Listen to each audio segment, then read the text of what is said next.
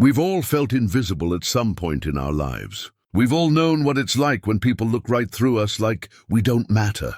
In the spring of 1873, Mary Ellen Graves stood alone at the Pine Hollow Town dance, wearing her only dress, a faded calico that marked her as the poorest widow in the county. The townsfolk whispered and turned away. No one would dance with her.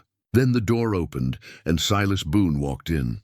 He was the mountain man who lived beyond the timberline, quiet and strong. He crossed that floor and stopped before Mary Ellen. He extended one rough hand. What happened next changed everything that town believed about worth and dignity. Before we jump back in, tell us where you're tuning in from, and if this story touches you, make sure you're subscribed because tomorrow I've saved something extra special for you. The spring evening air carried the scent of pine and wood smoke through the open windows of Pine Hollow's community hall.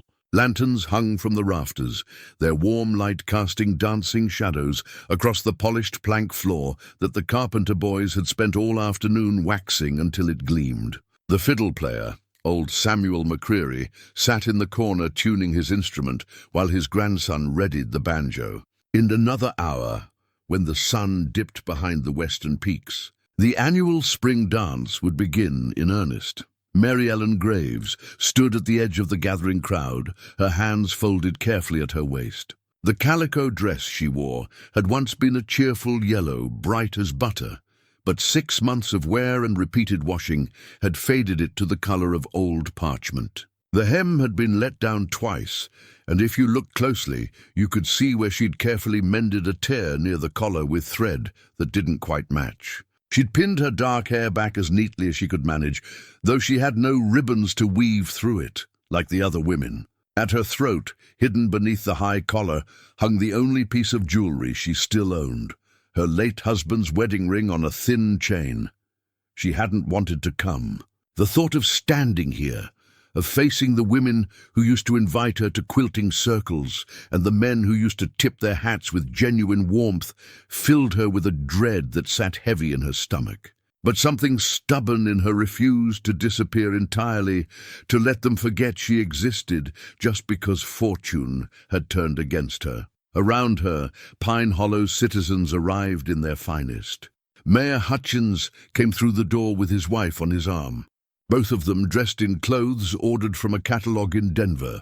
Mrs. Adelaide Finch swept in wearing a new dress of deep green silk, her 3 daughters trailing behind her like ducklings, each one primped and pressed until they shone. The Carpenter family arrived as a boisterous group.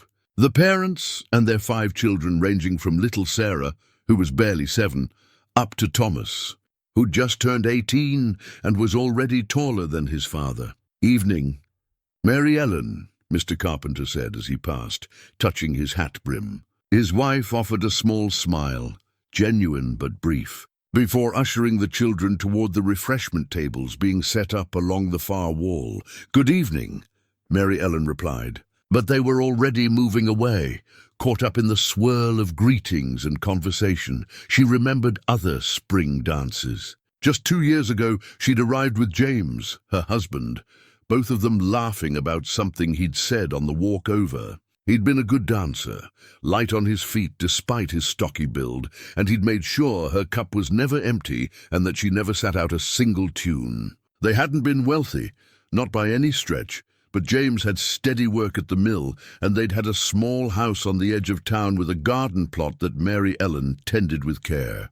They'd been comfortable. They'd been happy.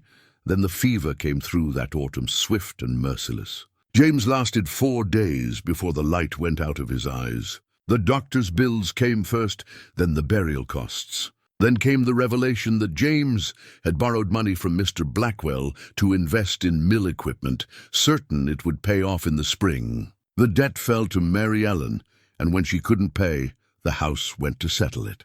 She'd sold nearly everything else, furniture, cookware, James's tools, just to cover what remained. Now she lived in a single room above Pemberton's general store, working whatever job she could find. She cleaned the boarding house 3 days a week. She took in mending when anyone would give it to her, though most of the town ladies had stopped coming by. She stretched every penny until it screamed, ate one proper meal a day if she was lucky, and tried to maintain some scrap of dignity in a town that had already decided her fate. "Is that Mary Ellen Graves?" Mrs. Finch's voice carried across the room, pitched just loud enough to be heard by her immediate circle, but designed to travel further. "I'm surprised she'd show her face here. That dress looks like it's been through a decade of hard use." Her daughters tittered obligingly. Mary Ellen kept her eyes fixed on the far wall, her face carefully neutral. She'd learned not to react, not to give them the satisfaction.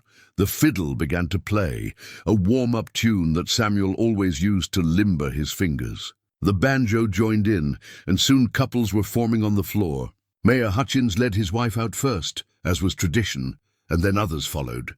The music swelled, filling the hall with the kind of joy that made you forget for a moment how hard life could be on the frontier. Mary Ellen stayed in her corner near the refreshment table. She told herself she would stay for 1 hour, show the town she hadn't been broken, and then slip away before the dancing got too spirited. But watching the couples spin and sway, seeing the children dart between the adults' legs, hearing the laughter ring out, it all pulled at something deep in her chest. Young Tommy Bradford approached the refreshment table, a gangly boy of 16, with ears that stuck out and a cowlick that refused to be tamed. He glanced at Mary Ellen, then at the punch bowl, then back at Mary Ellen. For a moment she thought he might speak to her. "Thomas Bradford, you get over here right now." His mother's voice cut through the music. Mrs. Bradford stood with Mrs. Finch, both women staring at Tommy with expressions that could freeze water in July. Tommy's face reddened. He grabbed a cup of punch, mumbled something that might have been an apology, and hurried away. Mary Ellen took a slow breath. This was a mistake. She should leave now, before the humiliation deepened. She could slip out the side door, walk back to her room, and no one would even notice her absence. She was turning to go when the main door opened. The evening light behind him turned the man to a silhouette at first, broad-shouldered and tall, with the kind of stillness that comes from spending more time with mountains than with people. As he stepped fully into the hall, the lantern light revealed Silas Boone in more detail than most folks in Pine Hollow had ever seen. He stood well over 6 feet, with a frame built from years of hard labor. His face was weathered by wind and sun, lined in the way of men who squint against bright snow and summer glare. His hair, dark brown, shot through with gray, was tied back simply. He wore a shirt that had once been good quality, but now showed the wear of practical use, and trousers tucked into boots that had walked more miles of wilderness than most people would travel in a lifetime. Dust still clung to his coat. The conversation in the hall didn't stop exactly, but it shifted. People noticed. Silas Boone rarely came to town, perhaps 4 or 5 times a year for supplies, and he'd never attended a social gathering in the decade since he'd built his cabin high up near the timberline. "Well, I'll be," Mayor Hutchins said to no one in particular. Silas Boone at a dance. "Never thought I'd see the day." Silas stood in the doorway for a long moment, his eyes moving across the room with the careful attention of someone accustomed to noting details. His gaze passed over Mayor Hutchins, over Mrs. Finch and her whispering circle, over the couples on the dance floor. Then his eyes found Mary Ellen. She felt the weight of his attention like a physical thing. She'd seen him before, of course, everyone in Pine Hollow had, but always at a distance. He'd nod to the shopkeepers when he came for supplies, pay cash for what he needed, and leave without unnecessary conversation. She'd heard the stories about him, the speculation. Some said he'd been a soldier. Others claimed he was running from something back east. A few romantic souls insisted he'd lost a great love and come to the mountains to heal his heart. Whatever the truth, Silas Boone was watching her now. He began to walk across the floor. Not hurrying, but with clear purpose, his boots making solid sounds on the polished wood. The dancing couples parted without thinking about it, creating a path. The fiddle continued playing, but Samuel's eyes were on Silas like everyone else's. Mary Ellen's heart hammered against her ribs. She couldn't imagine why he was coming toward her. Perhaps he needed something from the refreshment table. Perhaps he was going to ask her to move, tell her she was in the way. Silas stopped directly in front of her, close enough that she had to tilt her head back to meet his eyes. They were grey, she noticed, the color of winter clouds, and there was something in them that made her think of deep water, quiet on the surface, but with currents running underneath. He didn't bow or smile or offer any of the social niceties that usually preceded such moments. He simply extended his right hand toward her, rough and calloused. The hand of a man who split his own firewood and built his own shelter and asked nothing from anyone. "Ma'am," he said, his voice quiet but carrying in the suddenly hushed hall. "May I have this dance?" Mary Ellen stared at the offered hand for what felt like an eternity, but was likely only a heartbeat. Her mind raced through possibilities. Was this some kind of joke? Had someone put him up to it? But when she looked into Silas Boone's face, she saw nothing but straightforward sincerity. He was simply asking her to dance. Her voice came out barely above a whisper. She cleared her throat and tried again. "I'm not sure that's a good idea, Mr. Boone." "Why not?"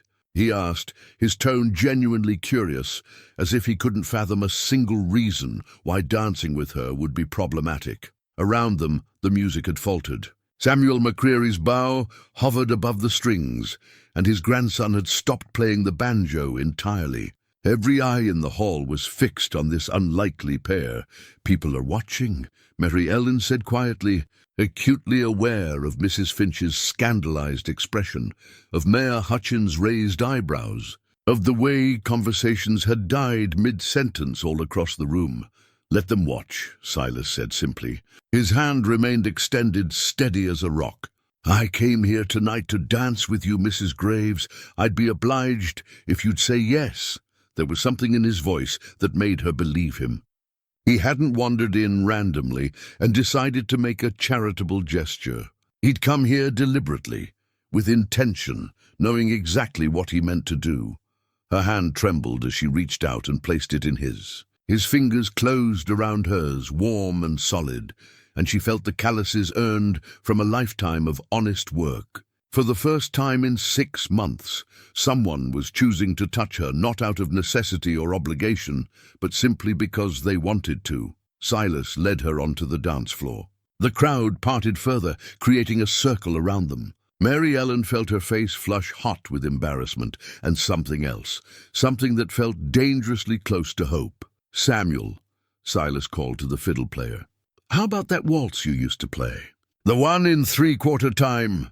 Samuel blinked, then a slow smile spread across his weathered face. "I know the one." He lifted his bow, nodded to his grandson, and began to play. The music was gentle, sweet, the kind of tune that made you think of first loves and spring mornings. Silas placed his other hand carefully at Mary Ellen's waist, proper and respectful, and began to lead her through the steps. At first, Mary Ellen was stiff with self-consciousness. She stumbled over her own feet, certain she was making a fool of herself. But Silas was patient, his lead clear and steady, and gradually her body remembered the rhythm. 1, 2, 3, 1, 2, 3. They began to move together, finding a shared cadence. "That's it," Silas said softly, for her ears alone. "You're doing fine. I haven't danced since—" She stopped herself. The grief still too close to the surface. "I know," he said, and somehow she believed that he did know, that he understood loss in ways that didn't require explanation.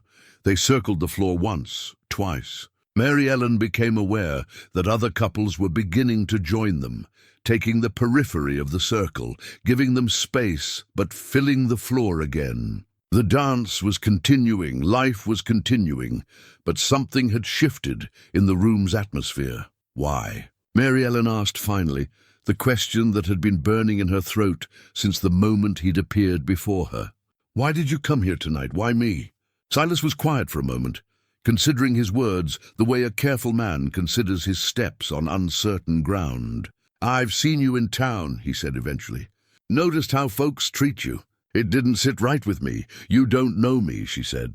"You don't know anything about me." "I know enough," he replied. "I know you show up to work every day with your head high, even when people turn their backs. I know you say please and thank you to Mr. Pemberton, even when you're counting out your last few coins. I know you helped Mrs. Patterson carry her groceries to her wagon last month when her arthritis was bothering her, and she didn't have a kind word for you after." Mary Ellen's throat tightened. She hadn't realized anyone had been paying attention, least of all someone like Silas Boone, who seemed to exist on the margins of town life. "Those are small things," she managed to say. "Small things are how you measure a person's character," Silas said. "Big gestures are easy. It's the small kindnesses, the ones nobody's watching for. Those are what matter. The waltz wound to its conclusion, the final notes hanging in the air like the last light before sunset." Silas stepped back, releasing her hand, and Mary Ellen felt the loss of that contact like a physical chill. But before she could return to her corner, before the evening could return to what it had been, Silas offered his hand again. "One more?" he asked. Mary Ellen looked around the hall. Mrs. Finch was whispering furiously to her circle, her face pinched with disapproval. But Mayor Hutchins was smiling, and his wife was too. The Carpenter children were watching with open fascination, little Sarah's eyes as wide as saucers. Mr. Pemberton stood near the refreshment table, with his arms crossed. But there was something approving in his expression. "One more," Mary Ellen agreed. Samuel struck up another tune, this one livelier, and suddenly Silas was guiding her through a reel. Mary Ellen laughed, despite herself, a sound that surprised her because she couldn't remember the last time she'd laughed with genuine joy. Silas didn't smile exactly, but his eyes crinkled at the corners, and she thought maybe that was his version of laughter. They danced through that tune, and then, when it seemed natural to continue through another, other couples filled the floor now, the evening returning to its proper festive atmosphere. But Mary Ellen was aware that people were still watching, still taking note of the fact that Silas Boone, the hermit of the high country, had chosen to spend the evening dancing with the poorest widow in Pine Hollow. During a brief pause between songs, Mrs. Finch materialized at Mary Ellen's elbow. "Mrs. Graves," she said, her voice dripping with false sweetness. "How unexpected to see you dancing, and with Mr. Boone, of all people." "Evening, Mrs. Finch," Silas said before Mary Ellen could respond. His tone was perfectly polite, but there was something in it that made the older woman take a step back. "I simply meant," Mrs. Finch began, but Silas had already turned back to Mary Ellen, effectively dismissing the town gossip as if she were no more significant than a buzzing fly. "Getting warm in here," he observed. "Would you like some air?" Mary Ellen nodded, grateful for the escape. Silas offered his arm, and after a moment's hesitation she took it. They walked through the hall toward the side door that opened onto a small porch. Mary Ellen felt the weight of stairs following them, heard the whispers that kicked up in their wake. But with Silas beside her, steady and unbothered, she found she cared less than she had before. The evening air was cool and fresh after the warmth of the crowded hall. The sun had fully set now, and stars were beginning to appear in the darkening sky. The music from inside filtered out through the open windows, softer now, a backdrop rather than a demand. "Thank you," Mary Ellen said, turning to face Silas. "For tonight." "For what you did in there." "You didn't have to." "Maybe not," Silas agreed. "But I wanted to." He leaned against the porch railing, looking out toward the dark shapes of the mountains rising in the distance. "This town's got itself twisted up about who matters and who doesn't. Somebody needed to remind them they're wrong." "They'll talk about this for weeks," Mary Ellen said. "About you and me. They'll make it into something it's not. Let them talk." Silas's voice was calm, unbothered. "Talk doesn't hurt me none. Question is, does it hurt you?" Mary Ellen considered this. A few hours ago, the thought of being the subject of town gossip would have filled her with dread. But something had shifted tonight. Silas had seen her, really seen her, when everyone else in Pine Hollow had been looking right through her.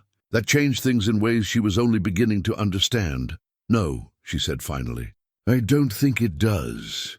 They stood together in companionable silence, listening to the music and the night sounds of the frontier. A coyote called from somewhere in the hills, and another answered. The wind moved through the pine trees, with a sound like distant water. "I should walk you home," Silas said after a while. "Getting late."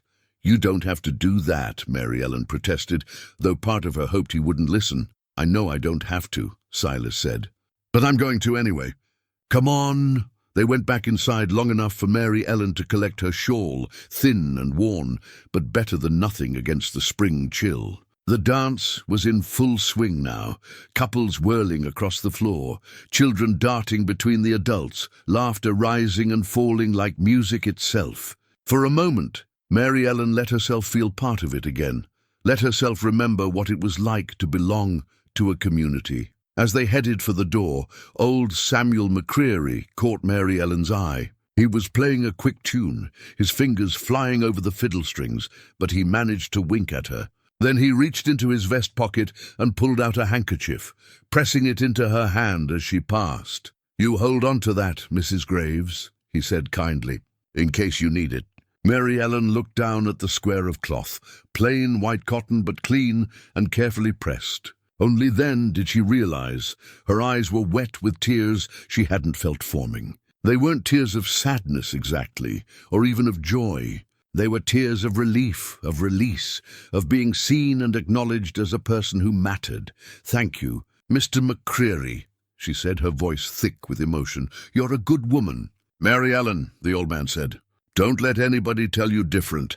Outside, the night had settled in fully. The moon was rising over the eastern ridge, 3/4 full and bright enough to cast shadows. Silas walked beside her through the dirt streets of Pine Hollow, matching his longer stride to her shorter one without making a show of it. They passed the general store where Mary Ellen's room waited above, dark and empty. They passed the mill where James had worked, silent now for the night.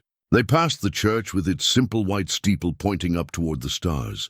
"You really live all the way up past the timberline?" Mary Ellen asked, breaking the silence. "Most of the year," Silas confirmed. "I got a cabin up there. Built it myself about 10 years back." "Why so far from everything?" Silas was quiet for a moment, and Mary Ellen worried she'd overstepped, asked something too personal. But then he spoke, his voice thoughtful. "I spent some years back east," he said. "During the war and after. Saw a lot of things I didn't care to see. Lot of people being cruel to each other for no good reason. When it was over, I just wanted somewhere quiet, somewhere clean. The mountains offered that. Don't you get lonely?" "Sometimes," he admitted. "But lonely's different from alone. I don't mind being alone. What I can't stomach is being around folks who've forgotten how to treat each other decent." They had reached the general store. A single lamp burned in the window, Mr. Pemberton's signal that he was still awake, probably doing accounts in the back room. The exterior stairs that led up to Mary Ellen's room looked rickety in the moonlight, though they were sturdier than they appeared. "This is me," Mary Ellen said, unnecessarily. Silas nodded. He stood there, hat in his hands now, looking at her with those steady grey eyes. "Mrs. Graves, I want you to know something." "Yes?" "You ain't poor," he said softly but firmly. "Not where it counts. Not if you still got a heart like that." Mary Ellen felt fresh tears threatening. "I don't have much," she said. "I don't have anything, really." "You got dignity," Silas said. "You got kindness. You got strength enough to walk into that dance hall tonight, even knowing how they'd treat you. That's worth more than all the money in Blackwell's bank." He settled his hat back on his head and took a step back. "I'll be checking on you, if that's all right. Make sure you're doing okay. You don't have to—" "I know," he interrupted gently. "But I'm going to anyway. Good night, Mary Ellen." He turned and walked away, his footsteps steady and sure in the darkness. Mary Ellen watched until he disappeared around the corner, heading back toward wherever he'd left his horse. Then she climbed the stairs to her room. Samuel McCreary's handkerchief still clutched in her hand, and for the first time in 6 months, she went to sleep with something that felt like hope warming her chest. The morning sun found Mary Ellen at the boarding house, scrubbing floors on her hands and knees. The work was hard, and the pay was modest, but it was honest, and Mrs. Patterson, who ran the place, didn't treat her with the disdain that some others in town did. The older woman was simply practical. She needed help, Mary Ellen needed work, and personal circumstances didn't enter into the equation. "You're humming," Mrs. Patterson observed from the doorway, her arthritic hands wrapped around a cup of coffee. Mary Ellen paused, realizing it was true. She couldn't remember the last time she'd hummed while working. "I suppose I am. Heard about last night," Mrs. Patterson said, settling herself carefully into her chair by the window. "The whole town's talking about it. Silas Boone dancing with you, walking you home." Mary Ellen felt her cheeks warm. "People need to find better things to occupy their time." "Maybe so," Mrs. Patterson agreed. "But you can't blame them for being surprised. Silas hasn't shown interest in anyone since he came here, and you've been keeping so quiet, so to yourself, that folks forgot you're still a young woman with a life to live." "I'm 32, Mary Ellen said. "Hardly young. You're younger than me by 3 decades, girl, so don't talk to me about being old." Mrs. Patterson took a sip of her coffee. "What I'm saying is, it's good to see you lifting your head again. James wouldn't want you spending the rest of your days in mourning." The mention of her late husband brought the familiar ache to Mary Ellen's chest. But it was softer now, more like an old bruise than a fresh wound. "No," she said quietly. "He wouldn't." She finished the floors and moved on to the dining room, where she'd need to set the tables for the noon meal. The boarding house catered to traveling salesmen, circuit preachers, and the occasional family passing through on their way to somewhere else. It was steady work, if not glamorous. When she finally finished her shift and stepped out into the midday sun, she found a package waiting on the bottom step. It was wrapped in brown paper and tied with simple twine, no label or note attached. Mary Ellen looked around, but the street was empty, save for a dog sleeping in the shade across the way. She carried the package up to her room and set it on the small table by the window. For a moment she just looked at it, almost afraid to open it. Gifts were not something that came her way anymore. Finally, she untied the twine and folded back the paper.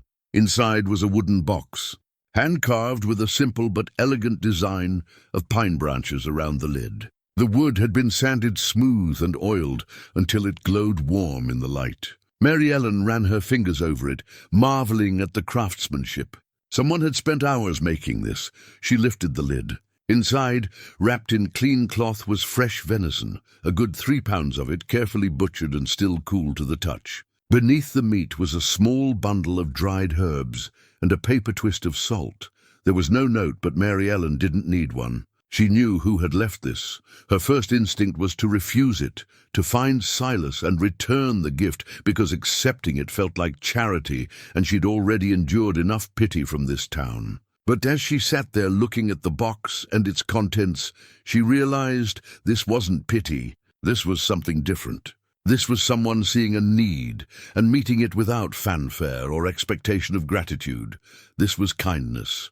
She spent the afternoon preparing a proper stew with the venison, letting it simmer slowly with the wild onions she'd gathered from the field behind town and a few precious carrots she'd been saving. The smell that filled her tiny room was rich and nourishing, the scent of a real meal, and her stomach growled in anticipation. That evening, after she'd eaten her fill and packed the rest away for tomorrow, there was a knock at her door. Mary Ellen opened it to find Mr. Pemberton standing there, looking uncomfortable.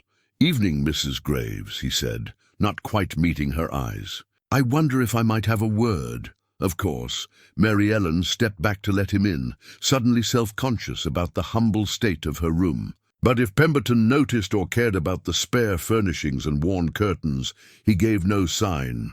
"I'll be direct," he said. "I've been thinking about your situation. You're a good tenant, always pay your rent on time even when I know it's not easy. You're quiet, clean, never any trouble." "Thank you," Mary Ellen said, uncertain where this was leading. "The thing is, my wife's been after me to do more around the store. Her hands aren't what they used to be, and we could use help with inventory, keeping the shelves stocked, maybe helping customers when it gets busy." He cleared his throat. "I'd like to offer you additional work. Few days a week, decent pay. If you're interested." Mary Ellen felt something loosen in her chest. More work meant more money, which meant a bit more security, a slightly softer cushion against disaster.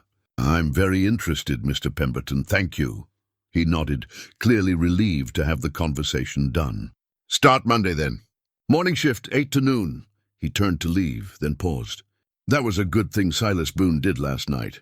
Reminded some folks in this town about their manners. After he left, Mary Ellen sat by her window and looked out at the darkening street. Change was coming. She could feel it the way you feel weather shifting. That electric sense in the air before a storm, or the particular quality of light that promises snow. She thought about Silas in his mountain cabin, wondered what his days were like up there in the high country.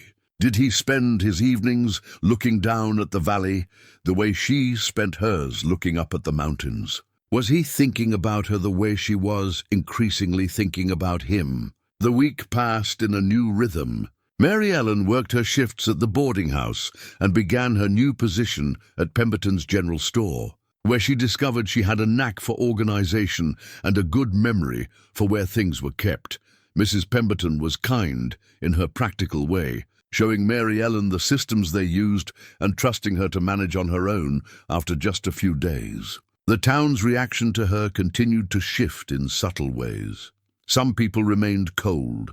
Mrs. Finch and her circle still whispered when Mary Ellen passed, still made their disapproval known through pointed looks and deliberate exclusion.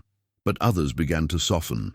Mrs. Carpenter stopped by the store and made a point of asking Mary Ellen's advice about fabric for a new quilt. Young Tommy Bradford held the door for her at the boarding house and stammered a greeting. It was as if Silas's simple act of dancing with her had given others permission to remember she was human. On Thursday afternoon, Mary Ellen was restocking the shelves in the back of the store when she heard the bell over the door jingle. She emerged to find Silas standing at the counter, his presence seeming to fill the small space. "Afternoon," he said when he saw her. If he was surprised to find her working there, he didn't show it. "Mr. Boone," Mary Ellen replied, trying to keep her voice steady despite the way her heart had kicked up its pace. "What can I help you with today?" "Need some coffee beans," he said. "And I'm low on lamp oil." Mary Ellen moved through the store, gathering the items. She was acutely aware of Silas watching her, though his gaze wasn't uncomfortable. It was simply attentive, the way he seemed to pay attention to everything. "I wanted to thank you," she said as she measured out the coffee beans, "for the venison and the box. It was too generous." "It was practical," Silas corrected. "I had meat to spare, and you needed food. No generosity about it, just common sense." "Still," Mary Ellen insisted. "Thank you." He nodded, accepting her gratitude without making a fuss over it. When she'd tallied his purchases, he paid in cash. She noticed he always paid in cash, never on credit like so many others in town. And then he stood there for a moment as if deciding something. "Sunday's coming," he said finally. "I was planning to attend church service. Thought maybe you'd like to sit together." Mary Ellen's hands stilled over the counter. Church was the most public gathering in Pine Hollow, even more so than the dance had been. Sitting together in a pew would make a statement, would give the gossips even more to talk about. "I don't have a proper church dress," she said quietly, voicing the worry that had been keeping her from services for weeks now. Silas looked at her steadily. "God don't care about dresses, Mary Ellen. He cares about what's in your heart. And from what I've seen, your heart's just fine. People will talk." "They're already talking," Silas pointed out. "Might as well give them something real to talk about." He picked up his purchases. "I'll save you a seat. Up to you if you fill it." He left before she could respond, the bell jingling cheerfully behind him as if this were just an ordinary transaction, as if he hadn't just offered to publicly align himself with the poorest woman in town in front of the entire congregation. That evening, Mary Ellen stood in front of her small mirror and looked at her reflection. The face that looked back was thinner than it had been a year ago, with new lines around the eyes and mouth. But there was something different there now, something that hadn't been present in the hollow days after James's death. There was determination. There was possibility. There was the faint, fragile beginning of something that might, eventually, become happiness again. She thought about Silas's invitation, about what it would mean to accept it. Then she thought about standing in her corner at the dance, invisible and dismissed, and how Silas had crossed that floor and extended his hand. He had chosen to see her when everyone else had looked away. The least she could do was be brave enough to be seen. Sunday morning, Mary Ellen put on her faded calico dress, the only dress she owned, and pinned her hair back with extra care. She tucked James's wedding ring under her collar as always, a talisman against loneliness, and stepped out into the bright spring morning. The church bell was ringing, calling the faithful to service. Mary Ellen walked through town with her head high, feeling the weight of curious stares but refusing to hurry or hide. When she reached the church steps, she paused for just a moment, gathering her courage, and then she climbed them and pushed open the door. Inside, the pews were filling up. Mayor Hutchins and his wife sat in their usual spot near the front. The Carpenter family took up an entire row. Mrs. Finch and her daughters clustered together like a flock of green-dressed birds. And there, in a middle pew on the left side, sat Silas Boone. He'd saved the space beside him, his hat resting on the bench to mark it as occupied. When he saw Mary Ellen, he picked up the hat and nodded to the empty seat. Mary Ellen walked down the aisle, feeling every eye in the church following her progress. The whispers started immediately, a rustle of sound like wind through dry leaves. But she kept her focus on Silas, on that saved seat, on the simple fact that someone wanted her there. She slid into the pew beside him. "Morning," she said softly.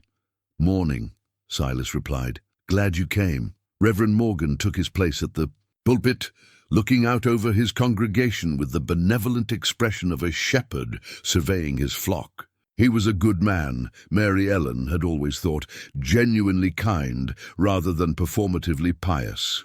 "Before we begin," the Reverend said, "I'd like us all to reflect on the scripture that tells us to love our neighbors as ourselves. Not just the neighbors who look like us, or who have as much as us, but all our neighbors. The widow, the stranger, the poor among us, these are the ones we're called to uplift, not cast aside." His eyes swept over the congregation, lingering for just a moment on Mrs. Finch's section, then moving to where Mary Ellen sat beside Silas. "Let us remember that God sees the heart," he continued, "not the dress someone wears, or the size of their home, or the balance in their account. He sees what we do when nobody's watching, how we treat the least among us. That's where our true character shows." It might have been a standard sermon on charity, the kind Reverend Morgan delivered periodically to keep his flock mindful of their Christian duty, but Mary Ellen couldn't help feeling it was also, perhaps, a pointed message to certain members of the congregation who'd been particularly unkind in recent months. Beside her, Silas sat still and attentive throughout the service. He had a good singing voice, Mary Ellen discovered during the hymns, a rich baritone that rose clear and true. When it came time to pray, his head bowed with genuine reverence, not the show of piety that some displayed. After the service ended, the congregation filed out slowly, pausing to chat on the church steps and in the yard. Mary Ellen steeled herself for the gauntlet of stares and whispers, but Silas remained beside her, a solid, reassuring presence. "Mrs. Graves, Mr. Boone," Mrs. Carpenter's voice carried over the crowd. She was making her way toward them, her family trailing behind. "We're having Sunday dinner at our place. Nothing fancy, just pot roast and vegetables, but we'd be pleased if you'd join us." Mary Ellen looked at the woman in surprise. Dinner invitations had dried up months ago, leaving her to eat her simple meals alone in her room above the store. "That's very kind," she began, ready to decline out of habit. But Silas spoke up. "We'd be honored," he said. "Thank you for the invitation, Mrs. Carpenter." "Wonderful," Mrs. Carpenter beamed. "Come by around 1 o'clock, and please call me Eleanor." As the Carpenters moved away, Mary Ellen turned to Silas. "You didn't have to accept. I'm sure you have better things to do than sit through a Sunday dinner." "Can't think of anything better," Silas said simply. "Besides, pot roast sounds a sight better than the beans I was planning to make." They walked together through town, back, toward the store where Mary Ellen would need to change and collect herself before dinner. The spring air was warm, carrying the scent of pine and wildflowers from the meadows beyond town. "This is all happening very fast," Mary Ellen said, voicing the thought that had been circling in her mind all week. "A week ago I was invisible. Now people are inviting me to dinner, treating me like I matter again." "You always mattered," Silas said.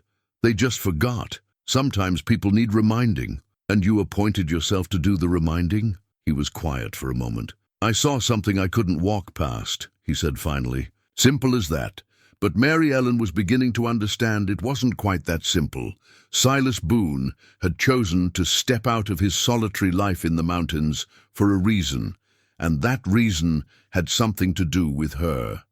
The thought was both thrilling and terrifying, opening up possibilities she'd thought were closed to her forever when James died. At her door, Silas paused. "I'll come by at 1:45. We can walk to the carpenter's together." "All right," Mary Ellen agreed. She watched him head off down the street, then climbed the stairs to her room. Inside, she sat on her bed and let out a long breath, processing everything that had happened. Her world was shifting, the ground under her feet becoming something new and unfamiliar. But for the first time since James's death, unfamiliar didn't feel frightening. It felt like possibility, and that, Mary Ellen thought, might be the most surprising gift of all. The Carpenter home sat at the eastern edge of Pine Hollow, a sturdy 2-story house with a wide porch and a yard where chickens pecked contentedly in the dirt. When Silas and Mary Ellen arrived at 1:15, Silas had been precisely on time, Mary Ellen noticed. They found the family in a cheerful chaos that spoke of a house full of life and love. "Come in, come in." Eleanor Carpenter ushered them through the door, wiping her hands on her apron. "Don't mind the noise. Sunday dinners around here tend toward the rowdy side." The dining room table had been extended with extra boards to accommodate everyone. The 5 Carpenter children ranged themselves along one side. Thomas at 18, then Margaret at 16, followed by Daniel at 13, Ruth at 10, and little Sarah, still just 7 but convinced she was much older. John Carpenter sat at the head, carving the roast with practiced efficiency, while his wife brought out bowls of mashed potatoes, green beans, and fresh-baked rolls that steamed when you broke them open. "Mr. Boone, you sit there," Eleanor directed, pointing to a chair near John. "And Mary Ellen, you're next to Sarah. She's been asking about you all morning." Sarah beamed up at Mary Ellen with the unself-conscious adoration of a young child who'd decided someone was wonderful. "You wore the prettiest dress at the dance," she announced. "I told Mama I want a yellow dress just like it when I'm grown up." Mary Ellen felt her throat tighten. She'd been so conscious of her dress being old and worn, but Sarah saw only the color, the simple beauty of it without the weight of judgment. "That's very sweet, Sarah, though I'd want ribbons too," Sarah continued thoughtfully. "Do you like ribbons, Mrs. Graves?" "I do," Mary Ellen said. "Very much." The meal was abundant and delicious, the kind of simple but hearty food that filled both stomach and soul. John Carpenter asked Silas about hunting in the high country, and the 2 men fell into an easy conversation about game trails and weather patterns. Eleanor engaged Mary Ellen in talk about the store, asking her opinion on which fabrics might sell well as summer approached. "It's good to have your eye for these things," Eleanor said. "You've always had fine taste, Mary Ellen. I remember the tablecloth you embroidered for the church sale a few years back. Most beautiful thing I'd ever seen." The comment brought back memories of better times, when Mary Ellen had hours to spend on needlework and the leisure to make beautiful things just for the joy of it. "I sold all my embroidery supplies," she said quietly, "after James died. Had to." Eleanor reached over and squeezed her hand. "I'm sorry for what you've been through. It wasn't right how some folks treated you. Wasn't Christian at all. Some people don't know how else to react to misfortune," Mary Ellen said, trying to be charitable. "They're afraid it might be catching." "That's fear talking," John Carpenter interjected, setting down his fork. "And there's no excuse for it. This is a hard land, and we're supposed to look out for each other. That's how we survive." Young Thomas, who'd been mostly quiet during the meal, cleared his throat. I wanted to apologize, Mrs. Graves, for the dance. I should have asked you to dance, but I—" He glanced at his parents, then continued. "I let my mother's friends tell me what to do, instead of doing what I knew was right." "You mean Mrs. Bradford?" Eleanor asked pointedly. Thomas nodded, looking miserable. "I'm sorry. You're forgiven," Mary Ellen said gently. "We all make mistakes, especially when we're young. What matters is learning from them." "That's exactly right," John agreed. "Takes courage to admit when you're wrong, son. I'm proud of you for doing it." The conversation moved on to other topics: the upcoming planting season, news from the territorial capital, speculation about whether the railroad might eventually come through Pine Hollow. Throughout it all, Mary Ellen found herself relaxing in a way she hadn't since before James's death. This was what she'd been missing: the easy fellowship of a shared meal, the warmth of friendly company, the sense of belonging somewhere. She noticed Silas watching the family with something thoughtful in his expression. When little Ruth asked him if he ever got lonely up in his cabin, he considered the question seriously before answering. "Sometimes," he admitted, "but I've got my work and the quiet suits me. Still, days like this remind me what I'm missing." "You should come down more often," Daniel suggested, with the straightforward logic of a 13-year-old. "Then you wouldn't be lonely." "Maybe I will," Silas said, and his eyes moved to Mary Ellen. "Seems like there might be reason to." After dinner, while Eleanor and Margaret cleared the table, Mary Ellen helped with the washing up in the kitchen. Through the window, she could see Silas in the yard with the younger children, showing Daniel something about tracking. She could see him pointing to marks in the dirt, explaining what they meant. "He's good with them," Eleanor observed, following Mary Ellen's gaze. "Natural with children. That's a rare quality in a man who's chosen to live alone." "He's been very kind to me," Mary Ellen said carefully. "I'm grateful." "It's more than kindness," Eleanor said, handing Mary Ellen a plate to dry. "Anyone can see that." "The question is, how do you feel about him?" Mary Ellen was quiet for a long moment. "I don't know," she said finally. "It's only been 6 months since James died. Sometimes I feel guilty for even thinking about—" She stopped, unable to finish the thought. "About being alive." Eleanor supplied gently. "About wanting companionship? About maybe eventually finding happiness again?" She set down the pot she was scrubbing and turned to face Mary Ellen. "James was a good man.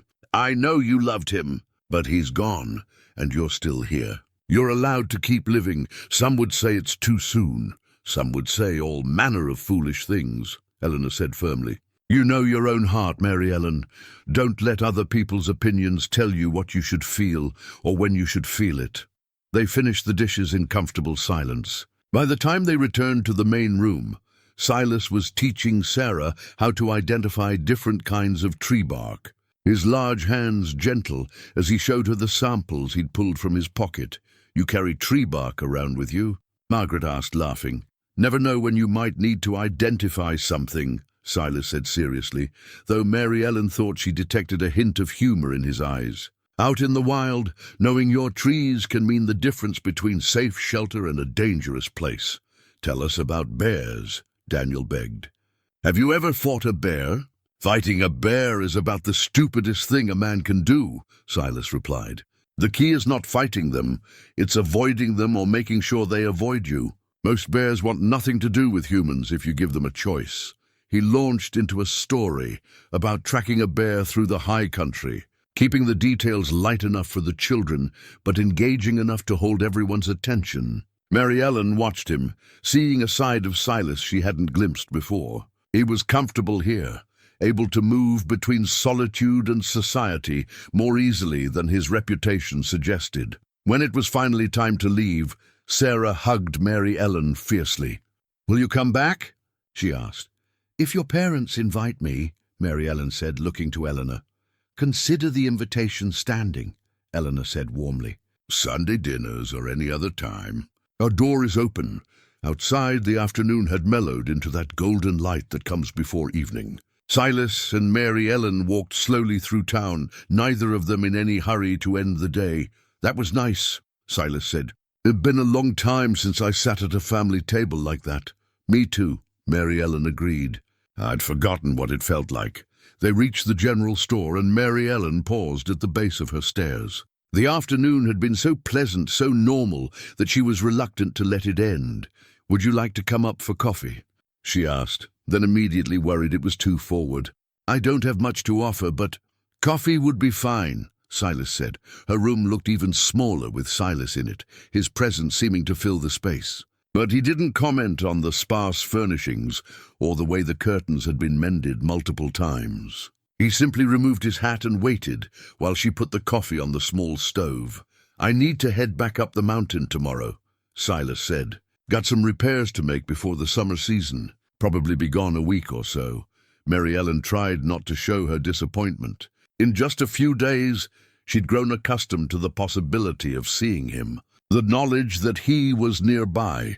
"But I was thinking," Silas continued, "when I come back, maybe I could bring you up to see the high country, show you where I live. If you'd be interested." Mary Ellen looked at him in surprise. "You'd want me to see your cabin?" "I don't invite many people up there," Silas admitted. "Truth is, I don't invite anyone up there. But I'd like you to see it. See where I spend my days. Understand that part of my life." "I'd like that," Mary Ellen said softly. "I'd like that very much." The coffee boiled, and she poured it into 2 mismatched cups, the best she had. They sat at her small table, knees nearly touching in the cramped space, and talked as the afternoon light shifted toward evening.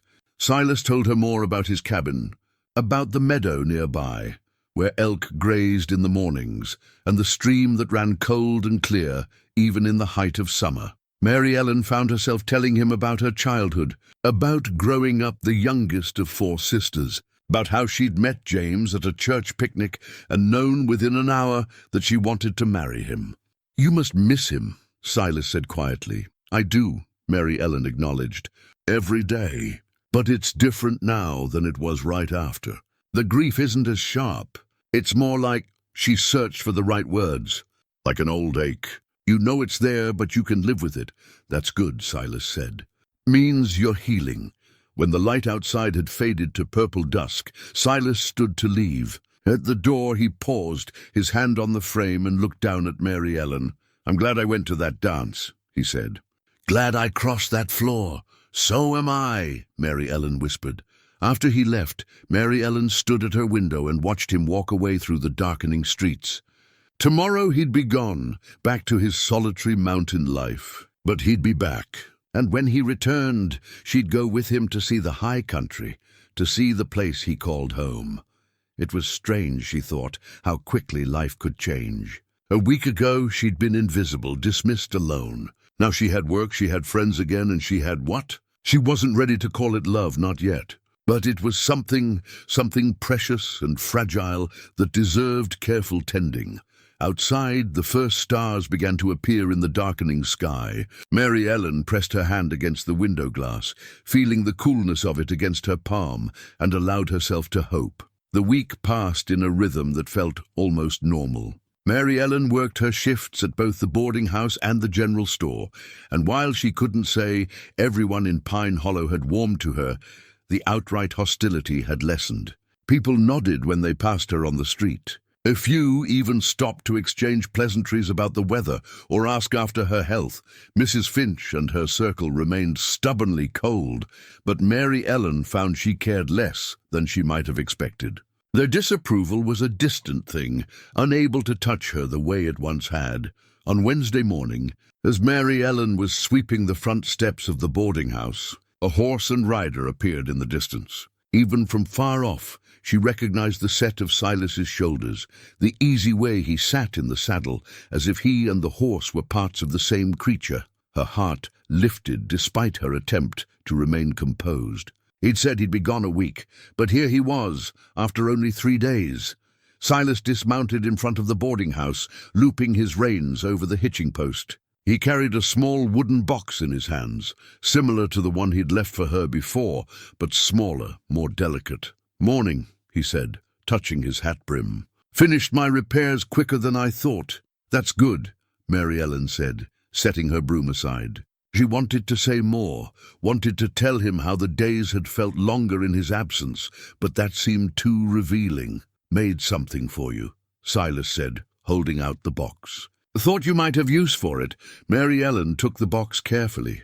The wood was pale pine, smoothed and oiled until it glowed softly. The lid had been carved with a simple pattern of wildflowers: columbine and Indian paintbrush, mountain lupine and wild rose. Each flower was rendered with careful detail, the kind of work that took patience and steady hands. "Silas," she breathed, running her fingers over the carved surface. "This is beautiful. You made this yourself?" "Carving helps pass the long winter evenings," he said, almost apologetic. "Thought you might use it for keeping personal things. Documents, letters, whatever you want to keep safe." Mary Ellen opened the lid. Inside, the box was lined with cedar to keep moths away. It was the kind of gift that showed thought, care, attention to what someone might actually need rather than what looked impressive. "I don't know what to say," Mary Ellen said. "Thank you doesn't seem like enough." "It's enough," Silas assured her. "Listen, I've got to pick up supplies from Pemberton's, but I was wondering, are you free tomorrow afternoon? Thought we might take that ride up to the high country if the weather holds." "I can arrange it," Mary Ellen said quickly. "Mrs. Patterson won't mind if I adjust my schedule." "Good, I'll come by around noon. Bring a warm shawl. It gets cooler up in the elevations." He left to complete his errands, and Mary Ellen carried the box upstairs to her room. She set it on her table and simply looked at it for a long moment. This beautiful thing made by someone's hands specifically for her. Inside, she carefully placed the few precious items she still owned: James's letters from their brief courtship, her marriage certificate, the deed to the house they'd lost, a pressed flower from her wedding bouquet. That evening, as Mary Ellen was closing up at the general store, Mr. Pemberton called her into the back room. She went with some trepidation, worried she'd done something wrong. But the store owner's expression was friendly. "Been meaning to talk to you," he said, settling himself on a stool near the inventory shelves. "You've been doing good work here, Mary Ellen, better than I expected, if I'm honest. You've got a head for numbers and an eye for what sells. Thank you, Mr. Pemberton. I enjoy the work." "That's good. That's real good." He pulled at his mustache, a habit Mary Ellen had learned meant he was thinking. "Thing is, Mrs. Pemberton's arthritis is getting worse. Doc says she needs to rest her hands more, not be on her feet so much. We've been talking, and we'd like to offer you more hours. Maybe even 4 days a week instead of 2. Mary Ellen's breath caught. More hours meant more money, which meant more security, a little cushion against disaster. "I'd be very grateful for that, Mr. Pemberton. There is one thing, though." He looked uncomfortable. "Some of the ladies in town, Mrs. Finch's set, you understand, they've been saying things about you and Silas Boone, about it being improper, you spending time with him when you're a widow and all." Mary Ellen felt heat rise in her cheeks, anger mixing with embarrassment. "We've done nothing improper." "I know that, and most sensible folks know that too," Pemberton said quickly. "I'm just giving you fair warning that there's talk.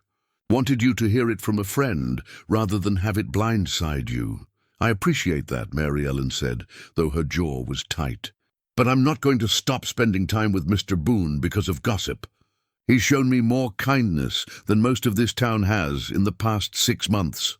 "Good for you," Pemberton said, and he sounded genuinely pleased. "Stick to your guns, Mary Ellen. The right people will stand by you, and the rest aren't worth worrying about." Mary Ellen walked home through the spring evening, thinking about what Pemberton had said. She knew there would be talk, had known it from the moment Silas first asked her to dance. But understanding it intellectually and confronting it directly were different things. What bothered her most wasn't the gossip itself, but the presumption behind it, as if she wasn't capable of making her own choices, of determining her own path. As if she needed Mrs. Finch and her friends to tell her how to live her life. Back in her room, Mary Ellen looked at the carved box again, at the careful detail work. The hours Silas must have spent creating something just for her. This man who lived alone in the mountains, who needed nothing from anyone, had taken the time to make her something beautiful because he'd thought it might bring her pleasure. That mattered more than all the gossip in Pine Hollow. The next day dawned clear and bright, the kind of perfect spring morning that made you believe in new beginnings. Mary Ellen wore her most practical dress, still worn, still faded. but sturdy enough for riding, and tied her hair back with her only ribbon, a bit of blue cloth that had seen better days. When Silas arrived precisely at noon, he brought a gentle mare for her to ride. "This is Daisy," he said, stroking the horse's nose. "She's got a calm temperament. Won't give you any trouble." Mary Ellen approached the mare slowly, remembering how to behave around horses from her childhood. She'd grown up around animals, had ridden regularly before coming to Pine Hollow, but it had been years since she'd been in a saddle. Silas helped her mount, his hands steadying her as she settled herself. His touch was brief but careful, and Mary Ellen was aware of the strength in those weathered hands, the gentleness with which he treated her. They rode out of town, heading east, toward the mountains that rose blue and imposing in the distance. The trail climbed gradually at first, winding through foothills covered in sage and juniper. As they gained elevation, the vegetation changed. More pine trees now, their scent sharp and clean in the air.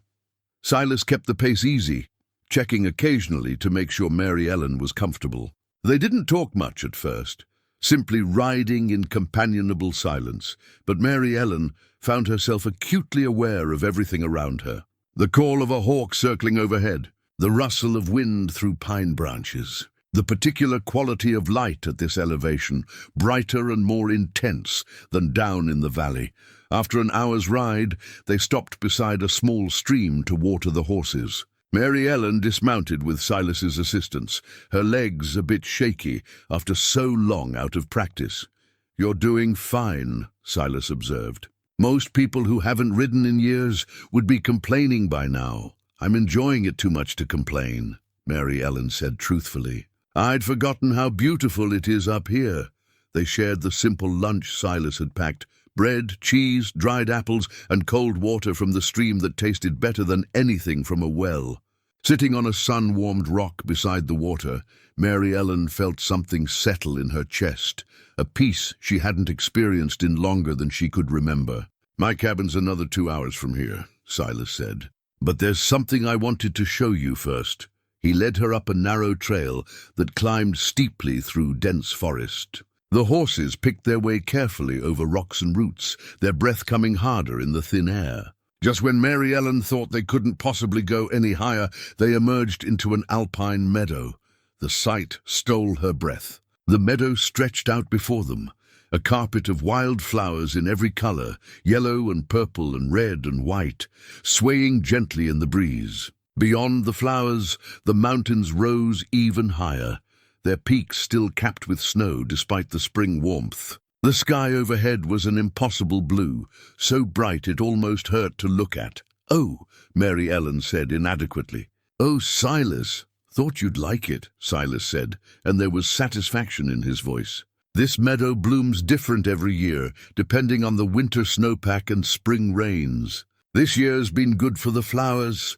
They dismounted and walked through the meadow, careful not to trample the blooms. Mary Ellen knelt to examine a cluster of columbines, their delicate blue petals perfect miniatures. Nearby, Indian paintbrush added splashes of vivid red.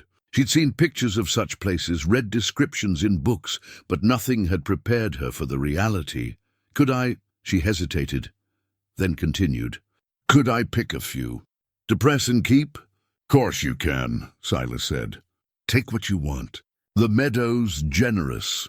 Mary Ellen selected flowers carefully, choosing the best specimens: a columbine, a paintbrush, several lupines, and a delicate white flower she didn't recognize. Silas watched her, his expression soft. "What's this one called?" she asked, holding up the white flower. "That's Western Bistort," Silas said.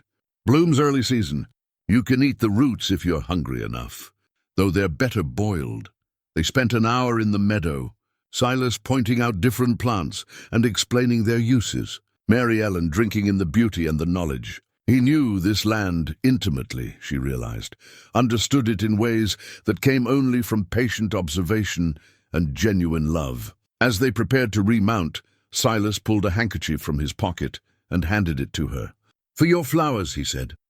"Keep them from bruising on the ride back." Mary Ellen wrapped her precious blooms carefully in the cloth. Later, she would press them between the pages of her Bible and keep them in the carved box. Physical proof that this day had happened, that this beautiful place existed. The ride back to town took them through different country, Silas choosing a route that showed her more of the landscape.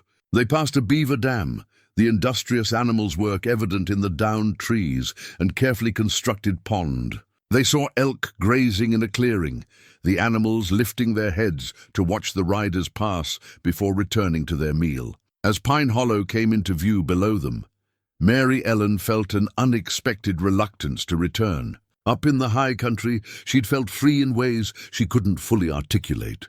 The town meant work and responsibility, gossip and judgment. The mountains meant possibility. "Thank you for today," she said as they rode down the final stretch into town. "It was wonderful. We'll go again," Silas promised. "Whenever you want. The mountains will always be there."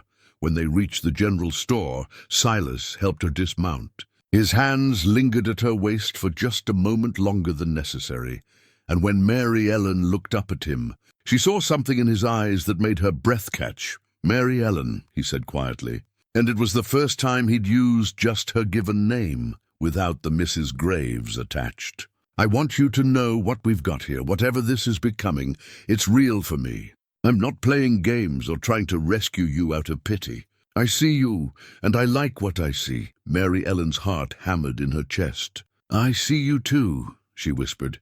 He nodded, as if that settled something important between them. Then he mounted his horse and rode off, leaving Mary Ellen standing on the street with flowers wrapped in his handkerchief and hope blooming warm in her chest. Upstairs in her room, she carefully pressed the wildflowers between pages of her Bible, then placed the book in the carved box. These things, the box, the flowers, the memory of the meadow, they were treasures more valuable than gold. Tomorrow she'd return to her work, to the routines and responsibilities of life in Pine Hollow. But today she'd seen something beyond the valley walls. Today she'd been reminded that the world was bigger and more beautiful than she'd let herself remember. And today a good man had told her he saw her. Really saw her. That night Mary Ellen slept better than she had in months, dreaming of mountain meadows and wildflowers, of clear streams and endless sky. Sunday arrived warm and gentle, the kind of spring morning that promised summer wasn't far behind. Mary Ellen dressed for church with more care than usual, taking time to press her worn calico and arrange her hair as neatly as she could manage. She might not have fancy clothes or ribbons, but she had pride, and that was something no one could take from her. Silas met her at the bottom of her stairs, and they walked to church together through streets bathed in golden light. Mary Ellen noticed the looks they drew, some curious, some disapproving, some openly supportive. She kept her head high and her hand light on Silas's arm. At the church they took their usual pew, the one that had become theirs through 2 Sundays of habit. The carpenters waved from their row, and little Sarah blew Mary Ellen a kiss that made her smile. Even Mayor Hutchins nodded a greeting, his expression approving. Mrs. Finch and her daughters, however, made a show of turning away, their disapproval evident in every line of their rigid backs. Reverend Morgan's sermon that morning was about the woman at the well, the Samaritan woman whom everyone shunned, but to whom Jesus offered living water. His words rang clear through the small church. "Our Lord didn't care about this woman's past," the Reverend said, his voice carrying conviction. "He didn't care that society had marked her as unworthy. He saw her thirst, not for water, but for acceptance, for dignity, for hope. And he offered her all 3. He paused, letting his words settle. "I wonder how many times we walk past people thirsting for simple human kindness. How many times we judge based on circumstances rather than character. How many times we forget that every single person, no matter their station, deserves to be seen and treated with dignity." Mary Ellen felt Silas's hand find hers in the pew between them. His fingers laced with hers, warm and solid, and she held on tight. After the service, as they stood on the church steps, Eleanor Carpenter approached with a smile. "We're having dinner again today," she said. "Same invitation as last week. Both of you, if you're free." "Actually," Silas said before Mary Ellen could respond, "I was hoping to show Mary Ellen more of the high country today. Maybe take her up to the cabin. if that's all right with everyone." A beat of silence followed his words. Mary Ellen understood the significance of what he was suggesting. A young widow spending an entire afternoon alone with a man at his remote cabin. It was exactly the kind of thing Mrs. Finch would seize upon as proof of impropriety. But Eleanor Carpenter simply smiled wider. "That sounds lovely. The weather's perfect for it. You two enjoy yourselves." "Eleanor!" Mrs. Bradford hissed from nearby, her expression scandalized. "Surely you're not condoning—" "I'm condoning two adults making their own choices," Eleanor said firmly. "Mary Ellen's free to spend her time however she sees fit, and Silas is a gentleman." "I see no issue," Mrs. Bradford sputtered, but Eleanor had already turned back to Mary Ellen. "Take some of these rolls for your ride," she said, pressing a cloth-wrapped bundle into Mary Ellen's hands. "They're better warm, but they'll keep well enough." As they walked away from the church, Mary Ellen heard Mrs. Finch's voice rising in agitation behind them. "It's absolutely shameless. A widow, spending time alone with a man in the wilderness. What will people think?" "Let them think what they want," Silas said quietly to Mary Ellen. "Question is, what do you want?" Mary Ellen took a breath, feeling the weight of the decision. Going with Silas to his cabin would give the gossips exactly what they wanted: fuel for their talk, evidence of impropriety. But refusing would mean letting Mrs. Finch dictate her choices, letting fear of judgment constrain her life. "I want to see your cabin," she said clearly. "I want to see where you live." Silas's face broke into a genuine smile, the first full smile she'd seen from him. It transformed his weathered features, made him look younger, lighter. "Then let's go." They collected the horses and headed east again, climbing into the mountains along the trail they'd taken before. But this time, at the fork where they'd turned toward the meadow, Silas led them higher, up a steep trail that switchbacked through dense forest. The ride took nearly 3 hours, and by the time they emerged into a clearing, Mary Ellen's muscles ached and her face was flushed from the exertion. But the ache was good, the kind that came from using your body properly, and the view before her made every moment of effort worthwhile. Silas's cabin sat in a protected hollow, backed by tall pines that would shelter it from winter winds. The structure was simple but solid, built from logs chinked with mud and moss. A stone chimney rose from one end, and a wide porch wrapped around the front. Behind the cabin, a creek tumbled down from higher elevations, its music constant and soothing. "Built it myself," Silas said, dismounting and helping Mary Ellen down. "Took most of a summer, but it's held strong for 10 years now." Mary Ellen walked slowly around the clearing, taking it all in. There was a small barn for the horses, a shed that probably held tools and supplies, and a carefully tended garden plot where early vegetables were already pushing up through the soil. Everything spoke of self-sufficiency, of a man who knew how to provide for himself and take pride in his work. "It's beautiful," she said. "Peaceful. Come see inside." The cabin's interior was dim after the bright sunshine, but as Mary Ellen's eyes adjusted, she saw it was surprisingly spacious. A main room held a table with 2 chairs, a rocking chair near the fireplace, and shelves lined with books, more books than she'd expected, on subjects ranging from agriculture to philosophy. A sleeping loft was accessible by a sturdy ladder, and a smaller room off the main space served as a pantry, its shelves stocked with preserved food and supplies. Everything was neat and well-maintained, but it was also clearly a man's space. No curtains softened the windows. No rugs warmed the plank floor. No decorative touches made it feel like a home rather than just a shelter. "You live here alone all winter?" Mary Ellen asked, trying to imagine months of isolation in this remote place. "Most years," Silas confirmed. "Come down to town maybe twice when the weather allows. Otherwise, it's just me and the quiet. Doesn't it get lonely?" "Sometimes," he admitted. He'd moved to stand near the window, looking out at his small domain. "But I chose this life. After the war, after seeing what I'd seen, I needed distance. Needed to remember there was more to existence than violence and destruction." "What did you see?" Mary Ellen asked gently. "In the war?" Silas was quiet for a long moment. When he spoke, his voice was low, weighted with old grief. I was at Gettysburg. Saw boys younger than Tommy Carpenter torn apart by cannon fire. Watched men I'd shared meals with die screaming in the mud. The things we did to each other. He stopped, shook his head. I came out here to find something clean again. Something simple. Life without the cruelty. Mary Ellen crossed the room to stand beside him. She didn't touch him, didn't push for more than he wanted to share, but she stood close enough that he'd know she was there. "Thank you for telling me," she said softly. "You should know," Silas said. If this thing between us is going to continue, you should know what you're dealing with." "I've got scars, Mary Ellen. Not all of them show." "We've all got scars," Mary Ellen said. "Mine just came from different battles." He turned to look at her then, really look at her, and Mary Ellen held his gaze steadily. She saw the pain in his eyes, but also the strength. He'd survived things that would have broken lesser men, and he'd found a way to build a life afterward. "I should make some coffee," Silas said, breaking the moment. "You must be tired from the ride." While he worked at the stove, Mary Ellen explored the cabin more carefully.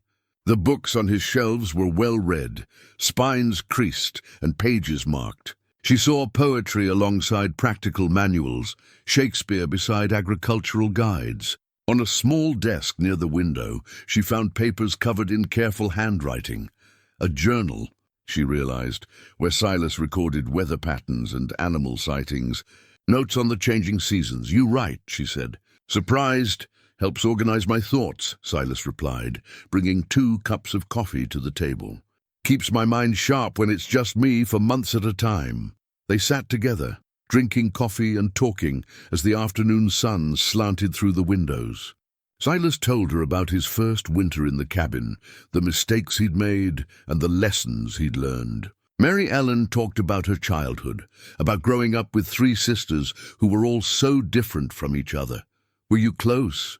Silas asked. "To your sisters?" "Very close when we were young," Mary Ellen said. "But they all married and moved away. 2 went back east with their husbands, 1 headed to California. I get letters sometimes, but it's not the same as having them near. That's the hardest part of the frontier," Silas observed. "How it spreads people out. Everyone searching for their own piece of land, their own chance. We end up scattered across half a continent." "Do you have family?" Mary Ellen asked. "Had a brother," Silas said. "Died at Antietam. Parents passed before the war even started. Got some cousins somewhere back in Pennsylvania, but we haven't spoken in years." He looked down at his coffee. "For a long time I told myself I preferred it that way. No ties, no obligations, freedom, and now I'm starting to think maybe I was just scared," Silas admitted. "Easier to be alone than to risk losing someone else." Mary Ellen reached across the table and placed her hand over his. "I understand that fear," she said. "After James died, I swore I'd never let myself care that deeply again. It hurt too much. But you're here," Silas said. "I'm here," Mary Ellen agreed. They finished their coffee and Silas showed her the rest of his small homestead. The garden, where he grew vegetables to supplement his hunting. The creek where he caught trout in summer. The trails he'd carved through the forest for hauling firewood and checking trap lines. As they walked, Mary Ellen found herself imagining what it would be like to live here, to wake up to the sound of the creek and the wind in the pines. It was so different from town life, from the constant awareness of neighbors and expectations. "Up here you could simply be yourself. Could you teach me?" she asked suddenly. "How to live like this? How to be self-sufficient?" Silas looked at her with surprise and something that might have been hope. "You'd want to learn?" "I think I would," Mary Ellen said. "I'm tired of feeling helpless, of depending on other people's charity or goodwill. I want to know I can take care of myself no matter what happens. It's hard work," Silas warned, "especially for someone who's not used to it." "I'm not afraid of hard work," Mary Ellen said firmly. "I've been working hard for months now just to survive in town. At least up here, the work would be for myself, on my own terms." Something shifted in Silas's expression, a door opening to possibilities neither of them had quite articulated yet. "All right," he said. "I'll teach you. But we start slow. No sense trying to learn everything at once." As the afternoon wore toward evening, they began the ride back to Pine Hollow. Mary Ellen was quiet on the return journey, processing everything she'd seen and learned. Silas's cabin wasn't just a building. It represented a whole different way of living, a path she'd never considered before. When they reached town, the evening shadows were lengthening. Silas helped her dismount, his hands steady at her waist. "Thank you," Mary Ellen said, "for showing me your home, for trusting me with it." "Thank you for wanting to see it," Silas replied. He hesitated, then continued. "Mary Ellen, I know this is all happening fast. If you need time to think, to figure out what you want—" "I know what I want," Mary Ellen interrupted. She wasn't entirely sure that was true, but she was sure enough. "I want to keep seeing you. I want to learn from you. I want to see where this leads." Silas smiled, that rare, full smile again. "Then we'll see where it leads." He rode off into the gathering darkness, and Mary Ellen climbed the stairs to her room. Inside, she lit her lamp and sat at the small table thinking about the day. She'd seen Silas's world, understood him better, and in doing so, she'd begun to understand something about herself. She'd been thinking of survival in such limited terms, keeping her room, finding enough work, maintaining the bare minimum. But today had shown her there were other possibilities, other ways to build a life. Outside her window, the mountains rose dark against the star-filled sky. Up there, Silas was probably just arriving at his cabin, probably lighting his own lamp and settling in for the evening. The distance between them felt both vast and insignificant. Mary Ellen opened her carved box and added Eleanor Carpenter's cloth-wrapped rolls to the treasures inside. Then she pulled out paper and pen, rare luxuries she'd been hoarding, and began to write a letter to her sisters. She'd been too ashamed to write before, too conscious of her reduced circumstances. But now she had things to tell them, about a man who lived in the mountains, about rediscovering strength she'd thought she'd lost, about learning that worth wasn't measured in possessions or social standing. She wrote late into the night, the words flowing easier than they had in months, and when she finally blew out her lamp and climbed into bed, she did so with a sense of anticipation for whatever tomorrow might bring. 2 weeks passed in a pleasant rhythm. Silas came to town every few days, sometimes staying for supper that Mary Ellen prepared in Mrs. Patterson's kitchen, sometimes just walking with her through the meadows beyond Pine Hollow, where wildflowers were blooming in profusion. He began teaching her practical skills, how to identify edible plants, how to read weather patterns in the clouds, how to move quietly through the forest. Mary Ellen discovered she had an aptitude for this kind of learning. Her hands, which had grown soft during her years of comfortable married life, were developing calluses again. Her body, which had grown weak from months of inadequate food and worry, was getting stronger from the walks and the work. She was also working more hours at Pemberton's general store, and the extra income meant she could afford better meals, could set aside a small savings against future trouble. For the first time since James's death, Mary Ellen felt like she was building something rather than just surviving. It was on a Thursday afternoon, while she was organizing some old inventory in the back room of the store, that she found the papers.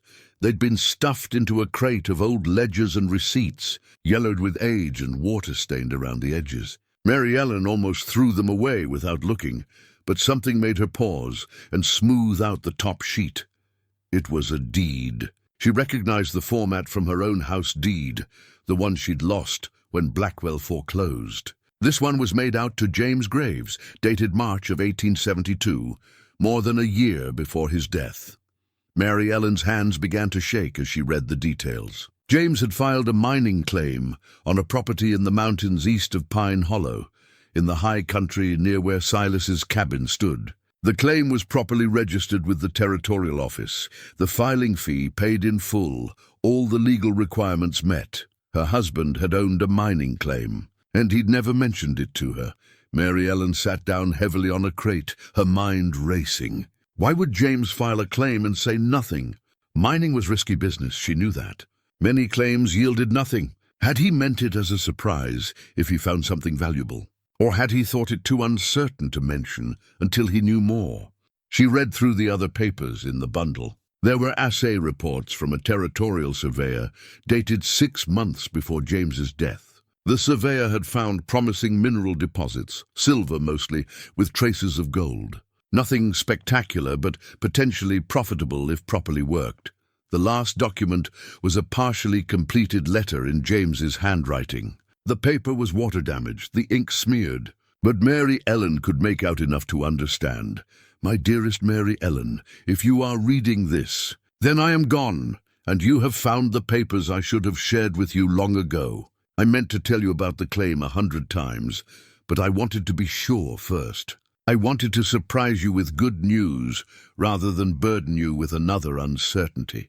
The surveyor says there's silver in those hills, enough to give us security for our old age. I've been working the claim in secret, a few hours here and there when I could spare the time.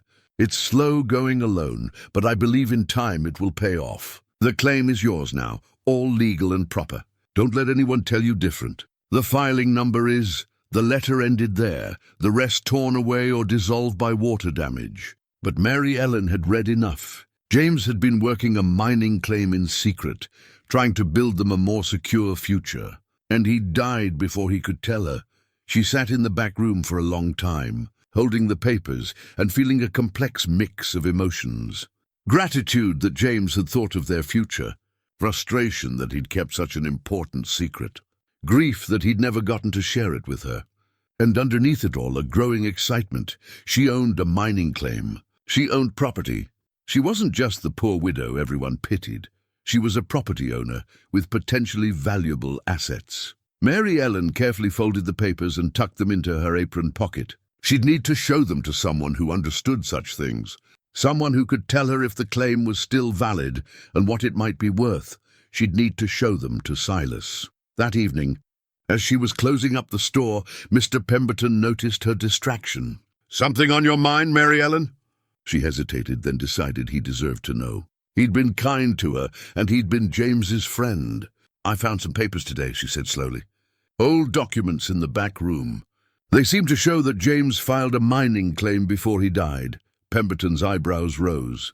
"A claim? I never heard James mention any such thing." "Neither did I," Mary Ellen admitted. "But the papers look legitimate. I was thinking of asking Silas to help me locate the actual site, see if there's anything to it." "That's smart thinking," Pemberton said. "Silas knows that country better than anyone. If James filed a claim up there, Silas can find it." He paused, then added carefully, "You should be aware, though, news like this tends to travel fast in a small town. If word gets out that you might own valuable property, you'll have folks coming out of the woodwork with their hands out." "I'll be careful," Mary Ellen promised, but being careful proved harder than she anticipated. When she showed up at Mrs. Patterson's boarding house the next morning for work, she found the older woman in an unusual state of agitation. "There's a man here to see you," Mrs. Patterson said, her voice tight. "Showed up first thing this morning. Says he's got business with you regarding a property matter." Mary Ellen's stomach sank. "What man?" "Says his name is Blackwell." Marcus Blackwell was the wealthiest man in Pine Hollow, owner of the largest working mine in the territory and half the commercial properties in town. He was the man who'd held James's debt, who'd foreclosed on their house when Mary Ellen couldn't pay. He was smooth-spoken and well-dressed, with the kind of confidence that came from always getting what he wanted. Mary Ellen found him waiting in Mrs. Patterson's parlor, sitting in the best chair as if he owned it. He stood when she entered, offering a practiced smile that didn't reach his eyes. "Mrs. Graves," he said warmly, "how good to see you looking so well. I understand congratulations are in order." "I don't know what you mean," Mary Ellen said carefully. "Come now, no need for modesty. Word travels fast in Pine Hollow. I heard you've discovered that your late husband filed a mining claim." "That's wonderful news, truly." Blackwell's smile widened. "I actually came to offer my assistance." "What kind of assistance?" "Mining is a complex business, Mrs. Graves. It requires capital for equipment, knowledge of extraction techniques, connections for selling the ore. A widow operating alone would face significant challenges." He moved closer, his voice dropping to a confidential tone. "I'd like to offer you a partnership. I'll provide everything needed to develop the claim, workers, equipment, expertise. In exchange, I'd take a modest percentage of the profits. Say 75%?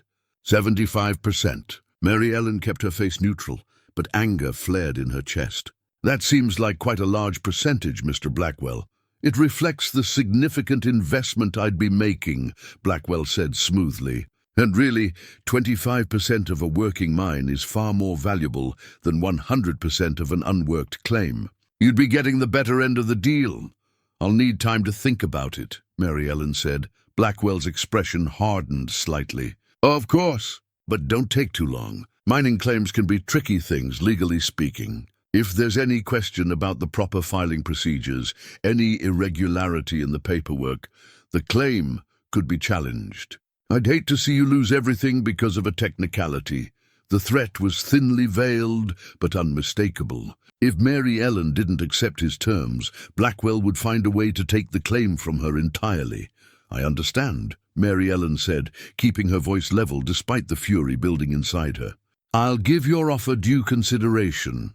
After Blackwell left, Mrs. Patterson came into the parlor. That man's a snake, she said bluntly. Don't trust a word he says. I don't, Mary Ellen assured her. But I need to understand my options. She spent the rest of the morning working mechanically, her mind occupied with the problem. By noon, she'd made a decision. She changed into practical clothes and walked to the edge of town, where Silas had told her he'd be working on the trail maintenance. She found him clearing fallen branches from a path, his shirt damp with honest sweat. When he saw her expression, he immediately set down his axe. What's wrong? Mary Ellen pulled the papers from her pocket and handed them to him. I found these yesterday at the store. They show that James filed a mining claim before he died. I didn't know anything about it. Silas read through the documents carefully, his expression growing more serious with each page. When he finished, he looked up at her with understanding in his grey eyes. This claim is in the high country, he said. Not far from my place, actually. I've seen evidence of someone working there. Old dig sites, tool marks. Never knew who'd done it. Can you help me find it? Mary Ellen asked. I need to know if it's real, if there's actually anything there. And I need to know before Blackwell finds a way to take it from me. Blackwell's already approached you. Silas's voice had gone hard. Mary Ellen explained the morning's encounter, including Blackwell's thinly veiled threat about legal technicalities. By the time she finished, Silas's jaw was tight with anger. That's how he operates, Silas said. Finds vulnerable people, makes them think they need him, then takes everything they've got. He did the same thing to the Hansen family 2 years ago. They discovered copper on their property, and within 6 months, Blackwell owned the whole lot. I won't let him do that to me, Mary Ellen said firmly. I won't give him James's claim without a fight. You won't have to fight alone, Silas said. We'll go up there tomorrow, assess the site properly. If there's value in that claim, we'll make sure it stays yours. That night, Mary Ellen couldn't sleep. She lay in her narrow bed, staring at the ceiling, thinking about James and his secret project. She wished he were here to explain, to tell her what he'd been planning. But he wasn't, and she had to navigate this alone, or rather with Silas's help. The thought of Silas brought a warmth to her chest that had nothing to do with the mining claim. In the weeks since the dance, he'd become someone she relied on, someone she trusted. More than that, if she was honest with herself. The feelings growing between them were becoming harder to deny or dismiss. But first, she had to deal with the claim. She had to protect what James had left her, had to prove to Blackwell and everyone else in Pine Hollow that she was stronger than they thought. As dawn broke over the mountains, Mary Ellen rose and dressed in her sturdiest clothes. She packed water and food, tucked the deed papers safely in her pocket, and headed out to meet Silas. Whatever they found at James's claim, whatever challenges lay ahead, she was ready to face them. The time for being invisible, for accepting other people's judgment of her worth, was over. Mary Ellen Graves was going to fight for what was hers. The ride to James's mining claim took most of the morning. Silas led the way along trails that grew increasingly rough and narrow as they climbed into the high country. Mary Ellen followed on Daisy, the gentle mare picking her way carefully over rocks and roots. They passed through zones of vegetation, from the juniper scrub of the lower elevations up through pine forests, and finally into the sparser growth near the timberline. The air grew thinner, cooler, and Mary Ellen found herself breathing harder with the exertion. "Not much farther," Silas called back to her. "According to the claimed coordinates, we're close." Another 20 minutes of riding brought them to a narrow valley tucked between two ridges. A small creek ran through it, probably fed by snowmelt from the peaks above. The valley sides were rocky and steep, the kind of terrain that might hide valuable mineral deposits. Silas dismounted and helped Mary Ellen down. Together, they searched the area, looking for signs of James's work. It didn't take long to find them. Near the creek, partially hidden by brush that had grown up in the past year, was a mine entrance, or rather, the beginning of one. Someone had excavated about 15 feet into the hillside, shoring up the tunnel with rough timber supports. Tools lay scattered nearby, a pickaxe with a broken handle, a shovel, a rusted bucket. Mary Ellen stood at the tunnel mouth, staring into the darkness. James had been here. Her husband had spent hours in this remote place, digging into the mountain, dreaming of a better future for them both. The thought brought tears to her eyes. He was working it alone, Silas observed, examining the site with a practiced eye. Must have taken him months to get this far. "It's dangerous work for one man. Why didn't he tell me?" Mary Ellen asked, her voice thick with emotion. "Why keep it secret?" "My guess," Silas said gently. "He wanted to be sure first. Men have pride, Mary Ellen. He probably didn't want to raise your hopes unless he knew it would pay off." Mary Ellen wiped her eyes and squared her shoulders. "Can you tell if there's actually anything here? If the claim is worth fighting for?" Silas found a lantern among the scattered tools, still with oil in it. He lit it and ventured into the tunnel, moving carefully. Mary Ellen waited outside, her heart pounding with a mix of hope and dread. After what felt like an eternity, but was probably only 15 minutes, Silas emerged, his expression thoughtful. "There's silver ore in there," he said. "I can see the veins running through the rock. Not huge deposits, but steady. With proper equipment and consistent work, this could be profitable. Not a fortune, but enough to live comfortably." Mary Ellen felt relief wash over her. The claim was real. James hadn't been chasing a fantasy. There was actual value here. "However," Silas continued, his tone growing serious, "developing this properly will take resources. Equipment, at minimum. Maybe hired help if you want to speed things up. And that's where Blackwell becomes a problem." "How so?" "You need capital to develop a mine. Most people in your position have to take on investors or partners. Blackwell knows that. He's counting on you not having the money to do this alone, which means you'll have to come to him, or someone like him, for help." "Is there another option?" Mary Ellen asked. Silas was quiet for a moment, clearly thinking. "There might be," he said slowly. "I've got some savings put away. Not a fortune, but enough to buy basic equipment. And I know this country, know how to work safely in conditions like this. If you were willing to split the work and the profits, we could develop this claim together. No outside investors needed." Mary Ellen looked at him in surprise. "You'd do that? Risk your savings on my dead husband's claim?" "I'd be risking it on you," Silas corrected. "On us. And it wouldn't just be charity. I'd expect a fair share of whatever we find. Partnership terms, all legal and proper." The offer was generous, but Mary Ellen heard what Silas wasn't saying directly. A business partnership would tie them together in undeniable ways, would make their relationship a matter of public record. In a town like Pine Hollow, that would be as good as a declaration of serious intent. "I need to think about it," Mary Ellen said. "Not because I don't trust you, but because this is important. I need to be sure I'm making the right choice." "That's smart," Silas agreed. "Take whatever time you need. Just remember, Blackwell's not a patient man.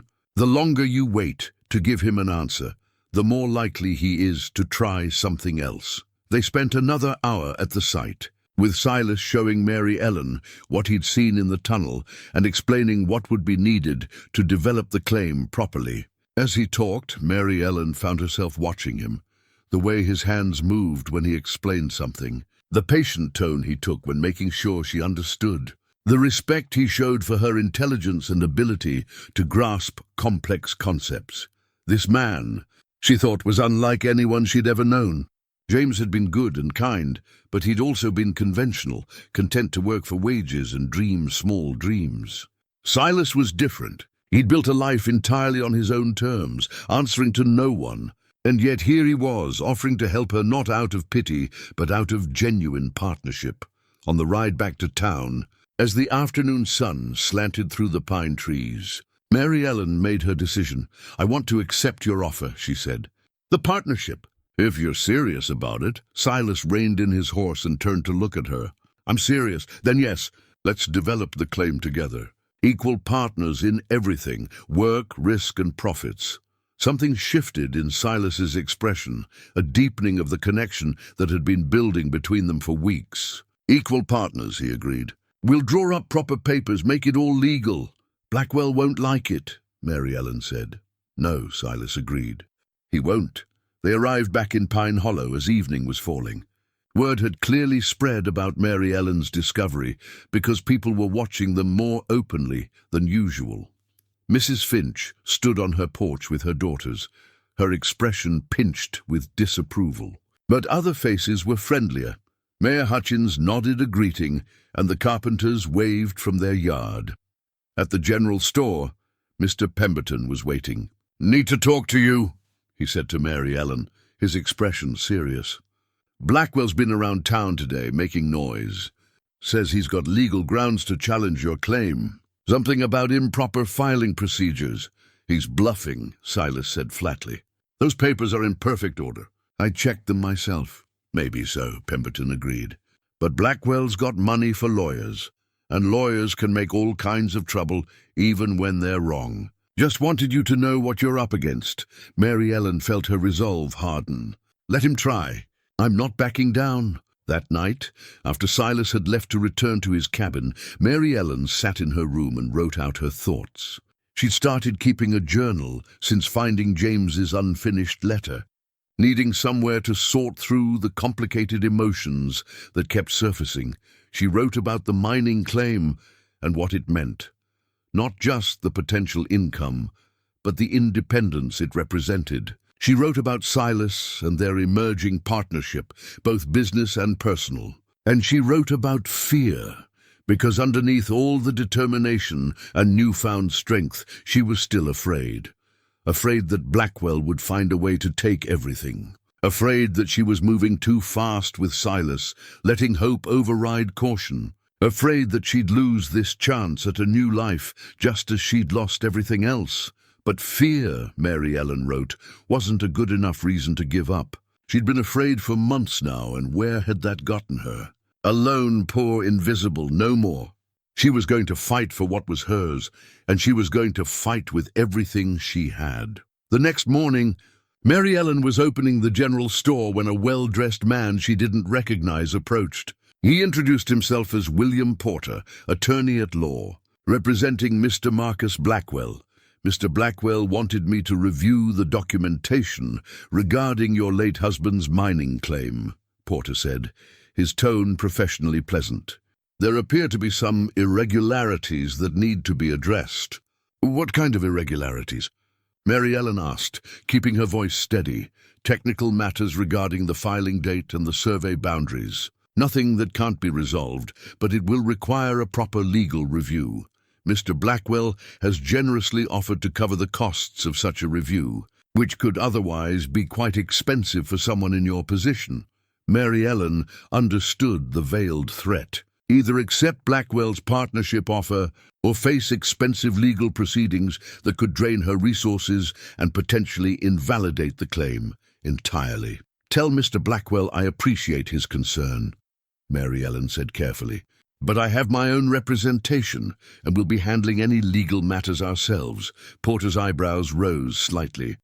"Your own representation? May I ask who?" "Mayor Hutchins used to practice law before he went into politics," Mary Ellen said, the idea coming to her even as she spoke. "I'm sure he'll be happy to review the documentation and ensure everything is in order." It was a gamble, She didn't know if Mayor Hutchins would actually agree to help her, or if he had the legal expertise to stand up to Blackwell's lawyers. But she couldn't let Porter see weakness or uncertainty. "I see," Porter said, his pleasant expression cooling slightly. "Well, you'll be hearing from us formally once we've completed our review." "Good day, Mrs. Graves." After he left, Mary Ellen's hands were shaking. She'd just essentially declared war on the most powerful man in Pine Hollow. There would be consequences, but she'd also just discovered something important about herself. She was tired of being afraid, tired of letting powerful men dictate her life. Whatever came next, she would face it standing tall. At midday, when she took her break, Mary Ellen walked to the mayor's office. Hutchins listened carefully as she explained the situation, his expression growing more serious as she detailed Blackwell's tactics. "He's playing a familiar game," Hutchins said when she finished. "Intimidation through legal complexity. The truth is, your claim is probably solid. I'd need to see the papers to be sure, but from what you've described, James followed all the proper procedures. Then why is Blackwell pushing so hard?" "Because he knows the claim is valuable, and he wants it." Hutchins leaned back in his chair, thinking. "Here's what I can do. I'll review your documentation, make sure everything's genuinely in order. If there are any technical issues, we'll fix them before Blackwell's lawyers can exploit them. And I'll file a formal statement with the Territorial Land Office confirming the validity of your claim. You'd do that for me?" "I'd do it because it's right," Hutchins said firmly. "Blackwell's been using these tactics for years, and it's time someone stood up to him. Besides, you've got the law on your side, Mary Ellen. We just need to make sure you're protected." Mary Ellen felt tears of gratitude threatening. "Thank you, Mayor Hutchins. I don't know how to repay you. No repayment necessary. Just promise me something when this claim starts producing. You'll remember the little people in this town who helped you along the way." That evening, as Mary Ellen was walking back to her room, she encountered Clara Jensen, the young widow who'd been watching her and Silas with such longing at church. Clara was perhaps 25, pretty in a delicate way, and she'd lost her husband to a logging accident the previous year. "Mrs. Graves," Clara said, her voice soft. "I hope I'm not being too forward, but I wanted to tell you something." "Of course," Mary Ellen said. "What is it?" "I've been watching you these past few weeks, watching how you've handled everything, the gossip, the poverty, now this business with the mining claim. You're so strong, so brave." "I wish I could be like that." Mary Ellen looked at the younger woman with surprise. She'd never thought of herself as particularly brave or strong. She'd just been surviving, making the best choices she could with limited options. "You're stronger than you think," Mary Ellen said gently. "We all are. We just don't know it until we're tested." "Mr. Boone is lucky to have found you," Clara said. "He's a good man. I hope you'll be very happy together." After Clara left, Mary Ellen stood in the street for a long moment, thinking about what the young widow had said. She and Silas weren't officially courting, hadn't made any formal declarations, but clearly the whole town had already decided their future. The thought was both unsettling and oddly comforting. Maybe it was time to stop worrying about what people thought and start focusing on what she wanted. And what she wanted, she was beginning to realize, was a future with Silas Boone. Not because she needed rescuing, but because she genuinely liked and respected the man he was. That night, Mary Ellen slept better than she had in days. Tomorrow, she'd meet with Mayor Hutchins to review the claim papers. Tomorrow, she'd continue working at the store, building her savings. Tomorrow, she'd take another step toward the future she was beginning to envision. But tonight, she let herself simply rest, secure in the knowledge that she wasn't alone anymore. She had allies, she had options, and most importantly, she had herself, stronger and more capable than she'd ever imagined she could be. The fight with Blackwell was just beginning. But Mary Ellen Graves was ready for it. The week that followed was tense with anticipation and preparation. Mayor Hutchins reviewed Mary Ellen's claim documents thoroughly, confirming what Silas had already told her. Everything was in perfect legal order. James had been meticulous in his filing, following every territorial requirement to the letter. Armed with this confirmation, Hutchins filed the necessary statements with the Land Office, formally establishing Mary Ellen's ownership beyond any reasonable challenge. He also drafted a partnership agreement between Mary Ellen and Silas, spelling out their equal shares in both the work and profits from the claim. "This makes it clean," Hutchins explained as they reviewed the document in his office. "No question of impropriety, no suggestion that you're being taken advantage of. It's a straightforward business arrangement between equal partners." Mary Ellen signed her name carefully, aware that she was binding herself to Silas in ways that went beyond simple friendship. When Silas added his signature below hers, their eyes met, and Mary Ellen saw in his gaze the same awareness, the same understanding of what this represented. Blackwell's response came 3 days later. Mary Ellen was working at the general store when William Porter, Blackwell's attorney, arrived with official-looking documents. Mr. Pemberton called her to the front, his expression grave. "Mrs. Graves," Porter said with false courtesy, "I'm here to inform you that Mr. Blackwell is filing a formal challenge to your mining claim. He contends that your late husband's original survey was improperly conducted, which invalidates the claim boundaries. We have documentation suggesting the claim overlaps with property Mr. Blackwell already owns." Mary Ellen took the papers he offered, scanning them quickly. The legal language was dense and confusing, but the intent was clear. Blackwell was trying to claim that James's property was actually part of Blackwell's existing holdings. "This is false," Mary Ellen said firmly. "The survey was properly conducted by a territorial surveyor. We have the documentation. Documentation can be disputed," Porter replied smoothly. "Mr. Blackwell has his own survey from a more recent date that shows a different boundary line. The matter will need to be resolved in territorial court, which could take months. Expensive months, I might add." There it was, the real threat. Even if Mary Ellen ultimately won, the legal process would drain her resources and prevent her from working the claim during the dispute.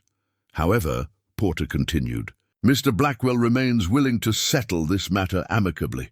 His previous partnership offer still stands. Accept it, and all legal challenges will be withdrawn. Tell Mr. Blackwell," Mary Ellen said, her voice hard with suppressed anger, "that my answer is no. It was no yesterday, it's no today, and it will be no tomorrow. I will fight his challenge in court if necessary, but I will not give him what he's trying to steal." Porter's pleasant expression finally cracked, showing the cold calculation beneath. "You're making a mistake, Mrs. Graves. Mr. Blackwell always gets what he wants in the end. You'd be wise to accept the inevitable. Get out of my store," Mary Ellen said quietly. After Porter left, Mr. Pemberton came over and squeezed her shoulder. "That took courage," he said. "Most people cave when Blackwell turns on the pressure." "I'm not most people," Mary Ellen replied, though her hands were trembling. Word of the confrontation spread through Pine Hollow within hours. That evening, Mary Ellen found herself with unexpected visitors. The Carpenter family arrived at her room just after dinner, Eleanor carrying a basket of food. "We wanted you to know we stand with you," Eleanor said firmly. "Blackwell's been bullying people in this town for too long. It's time someone said enough." Other townspeople came by over the following days. Some brought food or small gifts. Others simply offered words of encouragement. Even Mrs. Patterson, not usually given to emotional displays, told Mary Ellen she was proud of her. But not everyone was supportive. Mrs. Finch and her circle made their disapproval abundantly clear. They whispered loudly whenever Mary Ellen passed, made pointed comments about women who didn't know their place, and generally did everything they could to make her uncomfortable. Mary Ellen ignored them. She had bigger concerns than Adelaide Finch's opinion.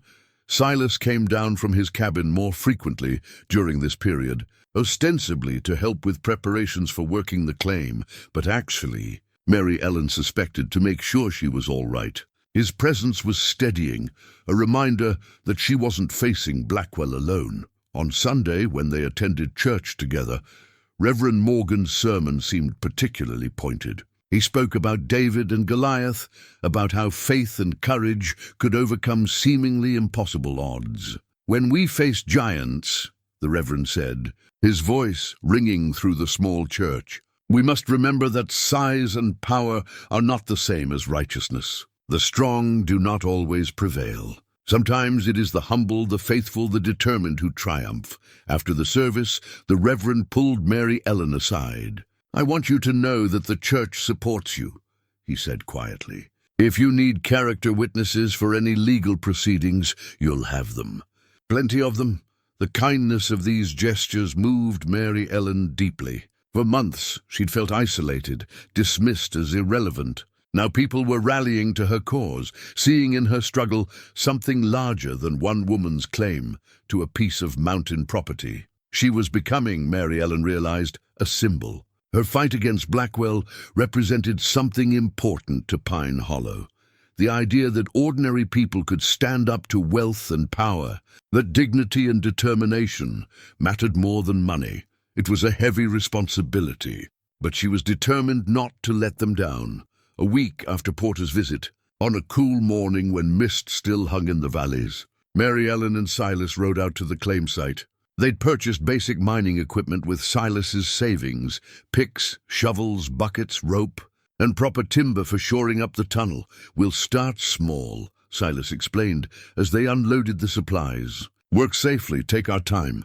The silver's not going anywhere." They spent the day organizing the site, clearing away brush, and assessing what repairs the tunnel needed. It was hard, physical labor, but Mary Ellen found satisfaction in it. Every swing of the axe, every rock moved, every timber set in place was a tangible act of defiance against Blackwell's attempts to take what was hers. As the afternoon sun slanted across the narrow valley, they took a break beside the creek. Mary Ellen sat on a flat rock, drinking water and watching Silas examine a piece of ore he'd chipped from the tunnel wall. "It's good quality," he observed, turning the rock in his hands. "James had a good eye for promising sites. I wish I'd known about this place while he was alive," Mary Ellen said. "I could have helped him. We could have worked it together." "You're working it now," Silas pointed out. "Making his dream real. That's a kind of honor to his memory." Mary Ellen considered this. She'd been so focused on her grief and loss that she hadn't thought about it that way. But Silas was right. By developing the claim, she was completing what James had started, ensuring his efforts hadn't been for nothing. "Thank you," she said softly, "for helping me with this, for everything." Silas set down the oar and looked at her directly. "Mary Ellen, I need to say something. Been thinking about it for a while now, trying to find the right words." Mary Ellen's heart began to beat faster. "All right. When I first came to that dance," Silas said slowly, "I told myself I was just doing a decent thing, helping someone who needed help. But that wasn't entirely true, or at least it wasn't the whole truth." "What was the whole truth?" "I'd been watching you for months before that night," Silas admitted, "seeing how you handled losing everything. How you kept your dignity, even when folks treated you poorly. I admired that, admired you, and I wanted—" He stopped, searching for words. "I wanted to know you better, to be part of your life." Mary Ellen felt warmth spreading through her chest. "I'm glad you crossed that floor. The thing is," Silas continued, "somewhere along the way, this stopped being about admiration or even friendship. I've developed feelings for you, Mary Ellen, strong feelings. And I know it's maybe too soon, you being widowed and all, but I needed you to know where I stand." Mary Ellen looked at this man who'd changed her life so completely in just a few weeks. He was waiting for her response, his weathered face open and vulnerable in a way she'd never seen before. "It's not too soon," she said quietly. "I have feelings for you too, Silas, have had for a while now. I was just afraid to acknowledge them, afraid it meant I was being disloyal to James's memory." "Loving again isn't disloyal," Silas said gently. "James wouldn't want you spending the rest of your life alone." "No," Mary Ellen agreed. "He wouldn't." She took a breath, committing herself. "I don't know what this becomes, you and me. We're still figuring each other out, but I want to find out. I want to see where it leads." Silas's face broke into that rare, full smile. He reached out and took her hand, his calloused fingers lacing with hers. They sat that way for a long time, holding hands beside the creek in the mountain valley, while the sun moved lower in the sky and the shadows grew longer. Eventually, they packed up their supplies and prepared for the ride back to town. But something had shifted between them.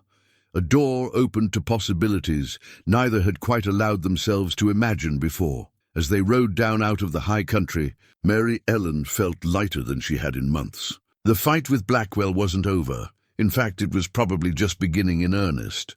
But she didn't feel afraid anymore. She felt ready. Whatever came next, she'd face it with Silas beside her. And that made all the difference. They reached Pine Hollow as evening settled over the valley, the first stars appearing in the darkening sky. At the general store, Silas helped her dismount, his hands lingering at her waist. "Tomorrow I'll talk to Hutchins about the legal strategy," he said. "Make sure we're prepared for whatever Blackwell tries next." "Thank you," Mary Ellen said. Then, on impulse, she stood on her toes and kissed his cheek. "For everything." Silas touched the spot where she'd kissed him, his eyes warm. "I'll see you tomorrow." Mary Ellen climbed the stairs to her room, her heart full. Inside, she lit her lamp and opened her carved wooden box. Looking at the treasures inside, the pressed wildflowers, the letters, the small mementos of a life that was changing in fundamental ways, she pulled out paper and pen and began to write another letter to her sisters, telling them about the mining claim, about the legal battle, and yes, about Silas. She wanted them to know she was all right, more than all right. She was discovering who she was when everything else was stripped away, and she liked that person. Outside her window, the mountains rose dark against the star-filled sky. Up there, in those high valleys and hidden places, lay her future, uncertain perhaps, but full of possibility. Mary Ellen finished her letter, sealed it carefully, and set it aside to mail in the morning. Then she prepared for bed, more tired than she'd been in weeks, but satisfied with the day's work. She was building something new, not just a mine or a business, but a life. A life that was truly hers, shaped by her own choices and her own strength, and that, Mary Ellen thought as she drifted towards sleep, was worth fighting for. The legal battle with Blackwell escalated over the following weeks. Porter filed formal challenges to the claim's validity, arguing that survey boundaries were imprecise and that James had failed to meet certain filing requirements. Each challenge was more technical than the last, clearly designed to overwhelm Mary Ellen with complexity and legal fees. But Blackwell had miscalculated in two significant ways.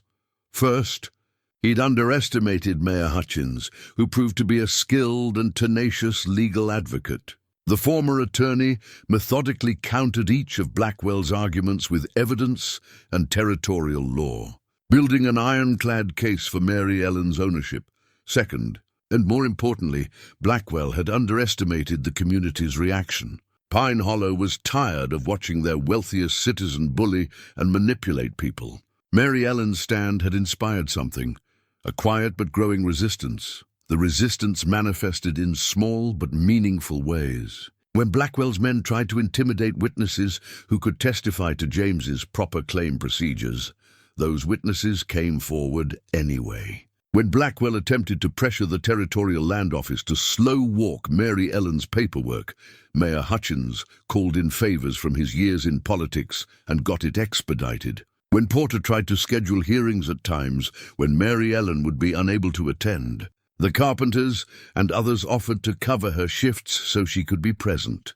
Through it all, Mary Ellen and Silas continued working the claim. They established a routine 3 days a week spent at the mine site, carefully extracting silver ore and expanding the tunnel. The rest of the time devoted to their respective jobs in town and the ongoing legal preparations. The work was hard, but rewarding. They were making real progress, pulling out ore that assayed well and promised good returns once they had enough to sell. More than that, they were learning to work together, developing the kind of seamless partnership that came from trust and mutual respect. It was during one of these work days at the mine, with summer beginning to settle over the high country, that they found the second vein. Silas was examining the far wall of the tunnel, looking for the best place to expand, when his pickaxe broke through to a cavity in the rock. Cool air rushed out, And when he held up the lantern, they both saw it, a natural cavity in the mountain, its walls gleaming with rich silver deposits. "Sweet heaven," Silas breathed. "Mary Ellen, come look at this." She joined him at the cavity entrance, and even her untrained eye could see that this was something special.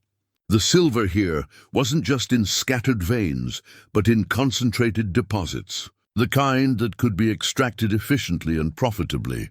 "This changes everything," Mary Ellen said, her voice shaking with a mix of excitement and apprehension. "If Blackwell finds out about this, he'll double his efforts to take the claim," Silas finished grimly. "Which means we need to move fast. Get this ore out, get it assayed officially.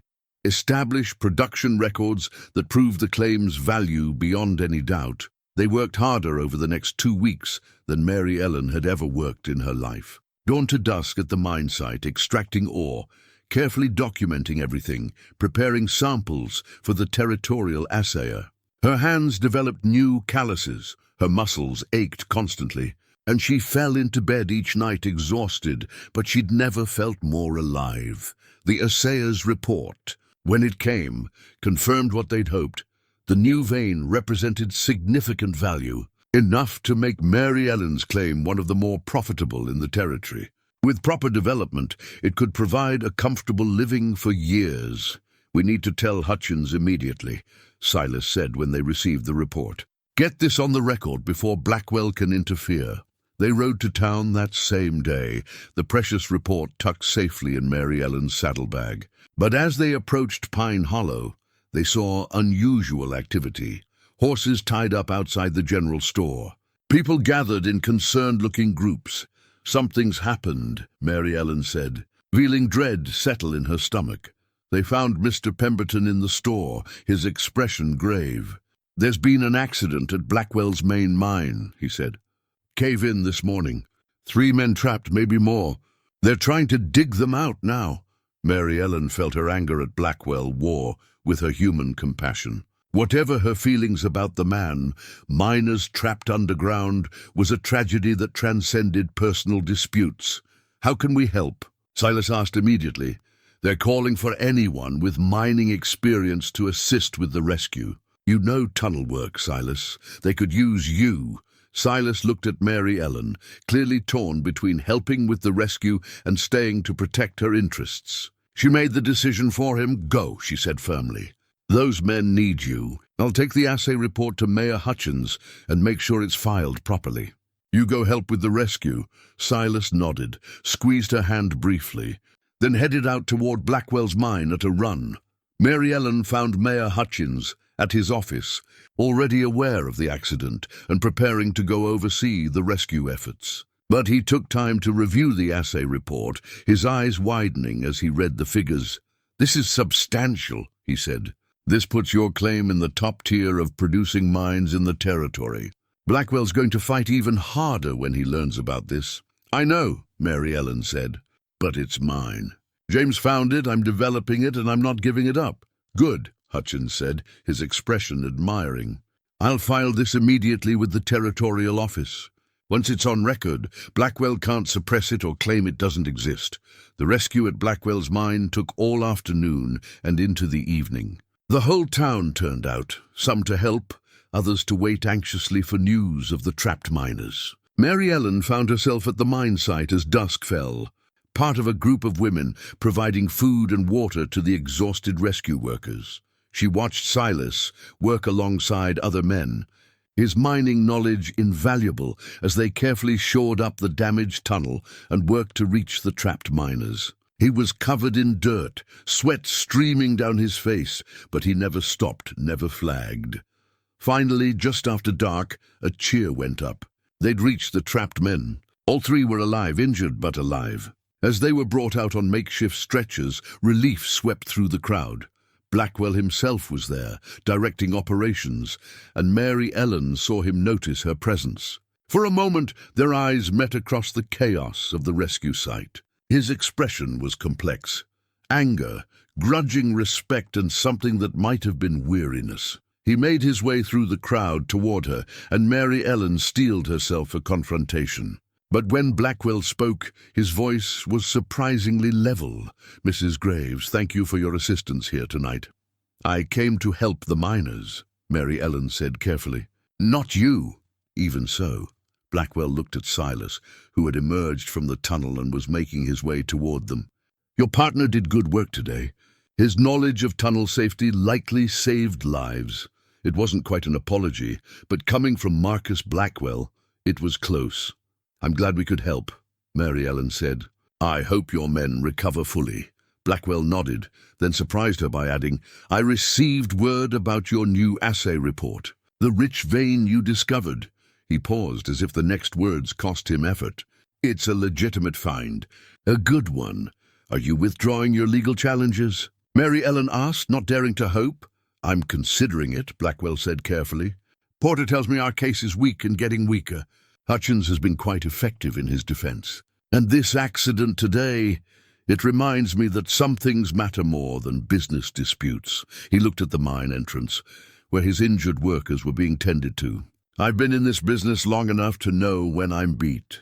Your claim is solid, Mrs. Graves. I'll instruct Porter to drop the challenges."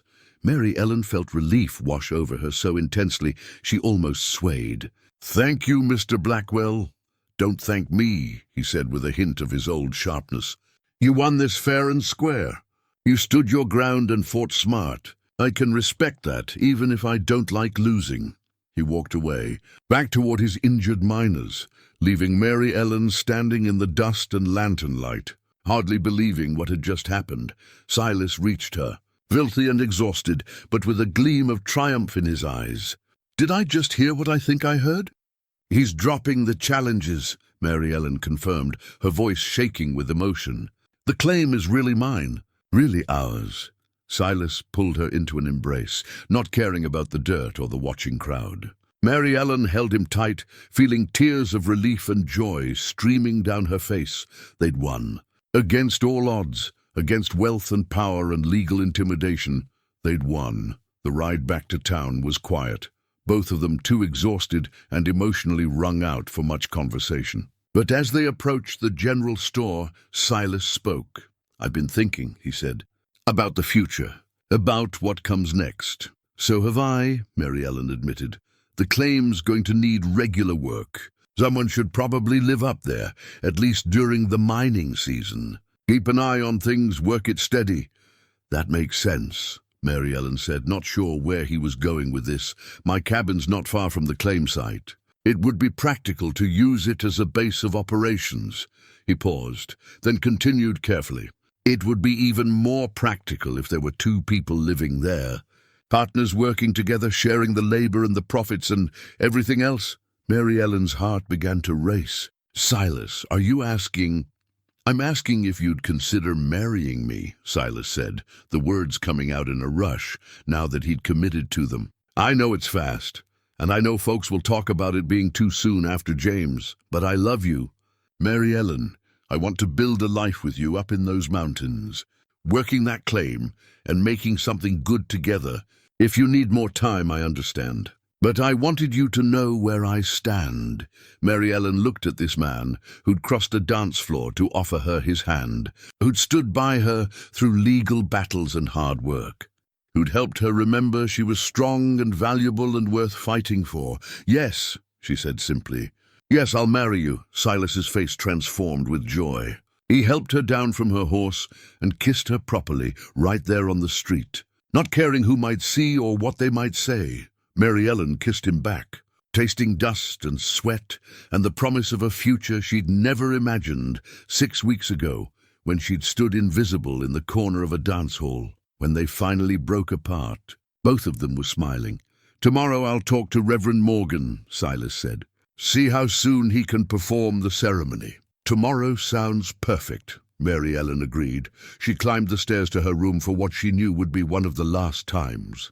Soon she'd be packing up her few belongings, leaving this small space above the general store and moving to a cabin in the high country. She'd be Mrs. Silas Boone, partner in a profitable mining claim, wife to a good man, building a life on her own terms. Inside, she opened her carved wooden box and added the latest treasure, the assay report that had secured her future. Then she sat at her table and wrote one more letter to her sisters, telling them about Silas's proposal, about the resolution of the legal battle, about everything that had changed. "I'm happy," she wrote, "truly, genuinely happy in ways I never expected to be again. The road here was hard, but it taught me things about myself I needed to learn. I'm stronger than I knew. I'm capable of more than I imagined. And I am worthy of love and respect and a good life, regardless of what I own or wear or how society judges me." She sealed the letter and set it aside. Tomorrow would bring new challenges, new work, new beginnings. But tonight, she let herself simply sit in gratitude for how far she'd come and anticipation for where she was going. Outside her window, the mountains rose dark against the star-filled sky, waiting. Her future was up there, in those high valleys and hidden places, and she was ready to claim it. The wedding took place 3 weeks later, on a Sunday morning in Pine Hollow's small church. It was a simple ceremony, nothing like the elaborate affair Mary Ellen's first wedding had been. But it was perfect in its own way. Mary Ellen wore a new dress, not fancy, but clean and pretty, made of blue calico with small white flowers. The fabric had been a gift from Eleanor Carpenter and the other women of Pine Hollow, who'd pooled their resources to give Mary Ellen something special for her wedding day. She'd wept when they'd presented it to her, overwhelmed by the kindness.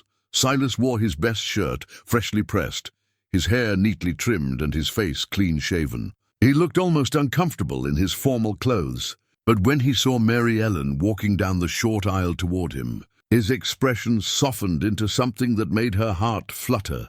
The church was nearly full. The Carpenter family occupied an entire row, little Sarah bouncing with excitement despite her mother's attempts to keep her still. Mayor Hutchins and his wife were there, as were Mr. and Mrs. Pemberton.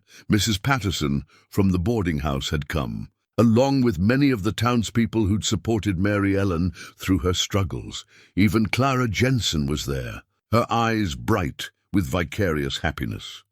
Mrs. Finch and her circle were notably absent, but Mary Ellen found she didn't care. The people who mattered were present, and that was enough. Reverend Morgan performed the ceremony with warmth and genuine joy, speaking about partnership and mutual respect, about building lives on firm foundations of trust and love. When he pronounced them husband and wife, Silas kissed Mary Ellen gently, and the congregation erupted in applause. Outside the church, well-wishers gathered to congratulate them. There were embraces and handshakes, words of encouragement and advice, genuine happiness radiating from the community that had rallied around Mary Ellen in her time of need. "You take care of her." "Silas Boone," Eleanor Carpenter said, wagging a finger at him with mock sternness. "She's special." "I know," Silas replied simply, his hand finding Mary Ellen's. "And I will." The Carpenters hosted a modest reception at their home, not elaborate, but filled with good food, laughter, and fellowship. Mary Ellen moved through it all in a kind of joyful haze, accepting congratulations and well wishes, feeling surrounded by genuine warmth. At one point, she found herself standing with Silas on the Carpenter's porch, watching the children play in the yard while adults visited in small groups. "Happy?" Silas asked quietly. "Very," Mary Ellen replied. "You? More than I ever expected to be," Silas admitted. "When I came down that mountain 6 weeks ago, I never imagined things would turn out like this." "What made you come?" Mary Ellen asked, a question she'd been curious about since the beginning. "What made you decide to go to that dance?" Silas was quiet for a moment, considering.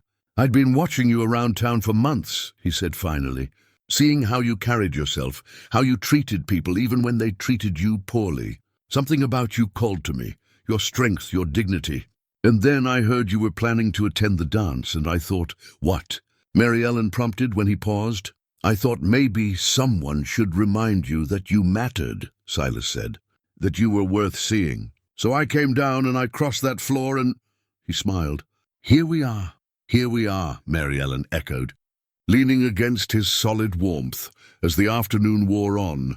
Mary Ellen said her goodbyes to the people and places that had been her world for the past difficult months. She thanked Mr. Pemberton for his kindness and the work he'd given her. She hugged Mrs. Patterson and promised to visit when she came to town. She assured the carpenters that they'd always be welcome at the cabin. Finally, as the sun began its descent toward the western peaks, Mary Ellen and Silas rode out of Pine Hollow together, heading east toward the mountains that would be their home. They rode in comfortable silence, the kind that comes between people who don't need to fill every moment with words. The trail climbed steadily, winding through familiar country now, past the meadow where they'd gathered wildflowers and up toward the high country where Silas's cabin waited. They arrived as twilight was settling over the valley. Silas had made preparations. The cabin was clean and organized, with fresh wood stacked by the fireplace and supplies laid in. He'd even picked wildflowers and placed them in a jar on the table, a gesture so uncharacteristically domestic that it made Mary Ellen smile. "Welcome home," Silas said, helping her down from her horse. Home. The word settled over Mary Ellen like a blessing. This place, so different from anything she'd known before, felt right in ways she couldn't fully articulate. It was remote and rustic, demanding and beautiful, and it was hers. They spent their first evening as husband and wife sitting on the cabin's porch, watching stars emerge in the darkening sky. The creek's music provided a constant backdrop, and somewhere in the distance, an owl called into the night. "I should probably tell you," Silas said eventually, "living up here isn't always easy. Winters are hard. Sometimes we'll be snowed in for days at a time. It's a lot of work, keeping a place like this running." "I'm not afraid of work," Mary Ellen said, "and I'm not afraid of the isolation. After months of being watched and judged in town, having some privacy sounds wonderful. We'll still go down regularly," Silas assured her. "For supplies, for church, to see friends. I don't want you feeling trapped up here." "I won't feel trapped," Mary Ellen said with certainty. "I'll feel free." They sat in companionable silence for a while longer, then Silas stood and offered Mary Ellen his hand. "Getting cold out here. Should we go inside?" Mary Ellen took his hand and let him help her to her feet. Together they went into the cabin, closing the door on the night and opening the door on their shared future. The weeks that followed established their new rhythm. They worked the claim 3 days a week, extracting silver ore and carefully managing their developing operation. The other days were spent on cabin maintenance, hunting, tending the garden, and the countless other tasks required for self-sufficient mountain living. Mary Ellen discovered she had a natural aptitude for this life. Her hands learned to work leather and mend tools, to preserve food and manage supplies. Silas taught her to track game and read the signs of changing weather, to recognize the plants that could nourish or heal, to move through the forest with confidence. In turn, Mary Ellen brought her own skills to their partnership. She organized their supplies more efficiently than Silas ever had, creating systems that made their work smoother. She cooked meals that were more than just functional, adding flavor and variety to their diet. She brought books and reading to their long winter evenings, sharing stories and ideas that sparked conversations lasting late into the night. They learned each other slowly, discovering preferences and habits, accommodating quirks, and building the deep familiarity that comes with shared daily life. There were moments of friction, times when they had to work through disagreements or misunderstandings. But they approached these challenges the same way they approached everything else, as partners committed to finding solutions together. Summer turned to autumn, painting the high country in brilliant golds and reds.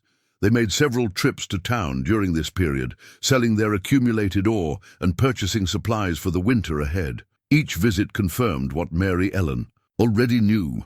Her life had fundamentally changed in ways that went far beyond marriage or property ownership. She walked through Pine Hollow now, with her head high, no longer the invisible poor widow, but a respected member of the community. Mrs. Finch still sniffed disapprovingly when they passed, but even Adelaide's power to wound had diminished. Nunn's opinion of someone so small-minded simply didn't matter anymore. In October, Mary Ellen received letters from all 3 of her sisters responding to the news of her remarriage. All three wrote with joy and relief, happy to know she'd found love again and built a new life. The younger sister even mentioned plans to visit the following summer, wanting to see this mountain country Mary Ellen had described so vividly. As winter approached and the first snows began to dust the peaks, Mary Ellen and Silas made their final preparations. They laid in supplies for months of isolation, stacked wood high against the cabin walls, and secured the mine entrance against the weather. The claim had proven profitable beyond their initial hopes. They had savings now, security against future hardships, resources to expand their operation when spring came. On a cold November evening, with snow falling gently outside and a fire crackling in the hearth, Mary Ellen sat in the rocking chair by the fireplace while Silas read aloud from one of his books. She was mending one of his shirts, her hands moving with practiced efficiency, and she found herself thinking about the journey that had brought her to this moment. A year ago, she'd been a different person. Broken by loss, diminished by poverty, convinced her life was effectively over at 32. Now she was strong, capable and happy in ways she'd never imagined possible.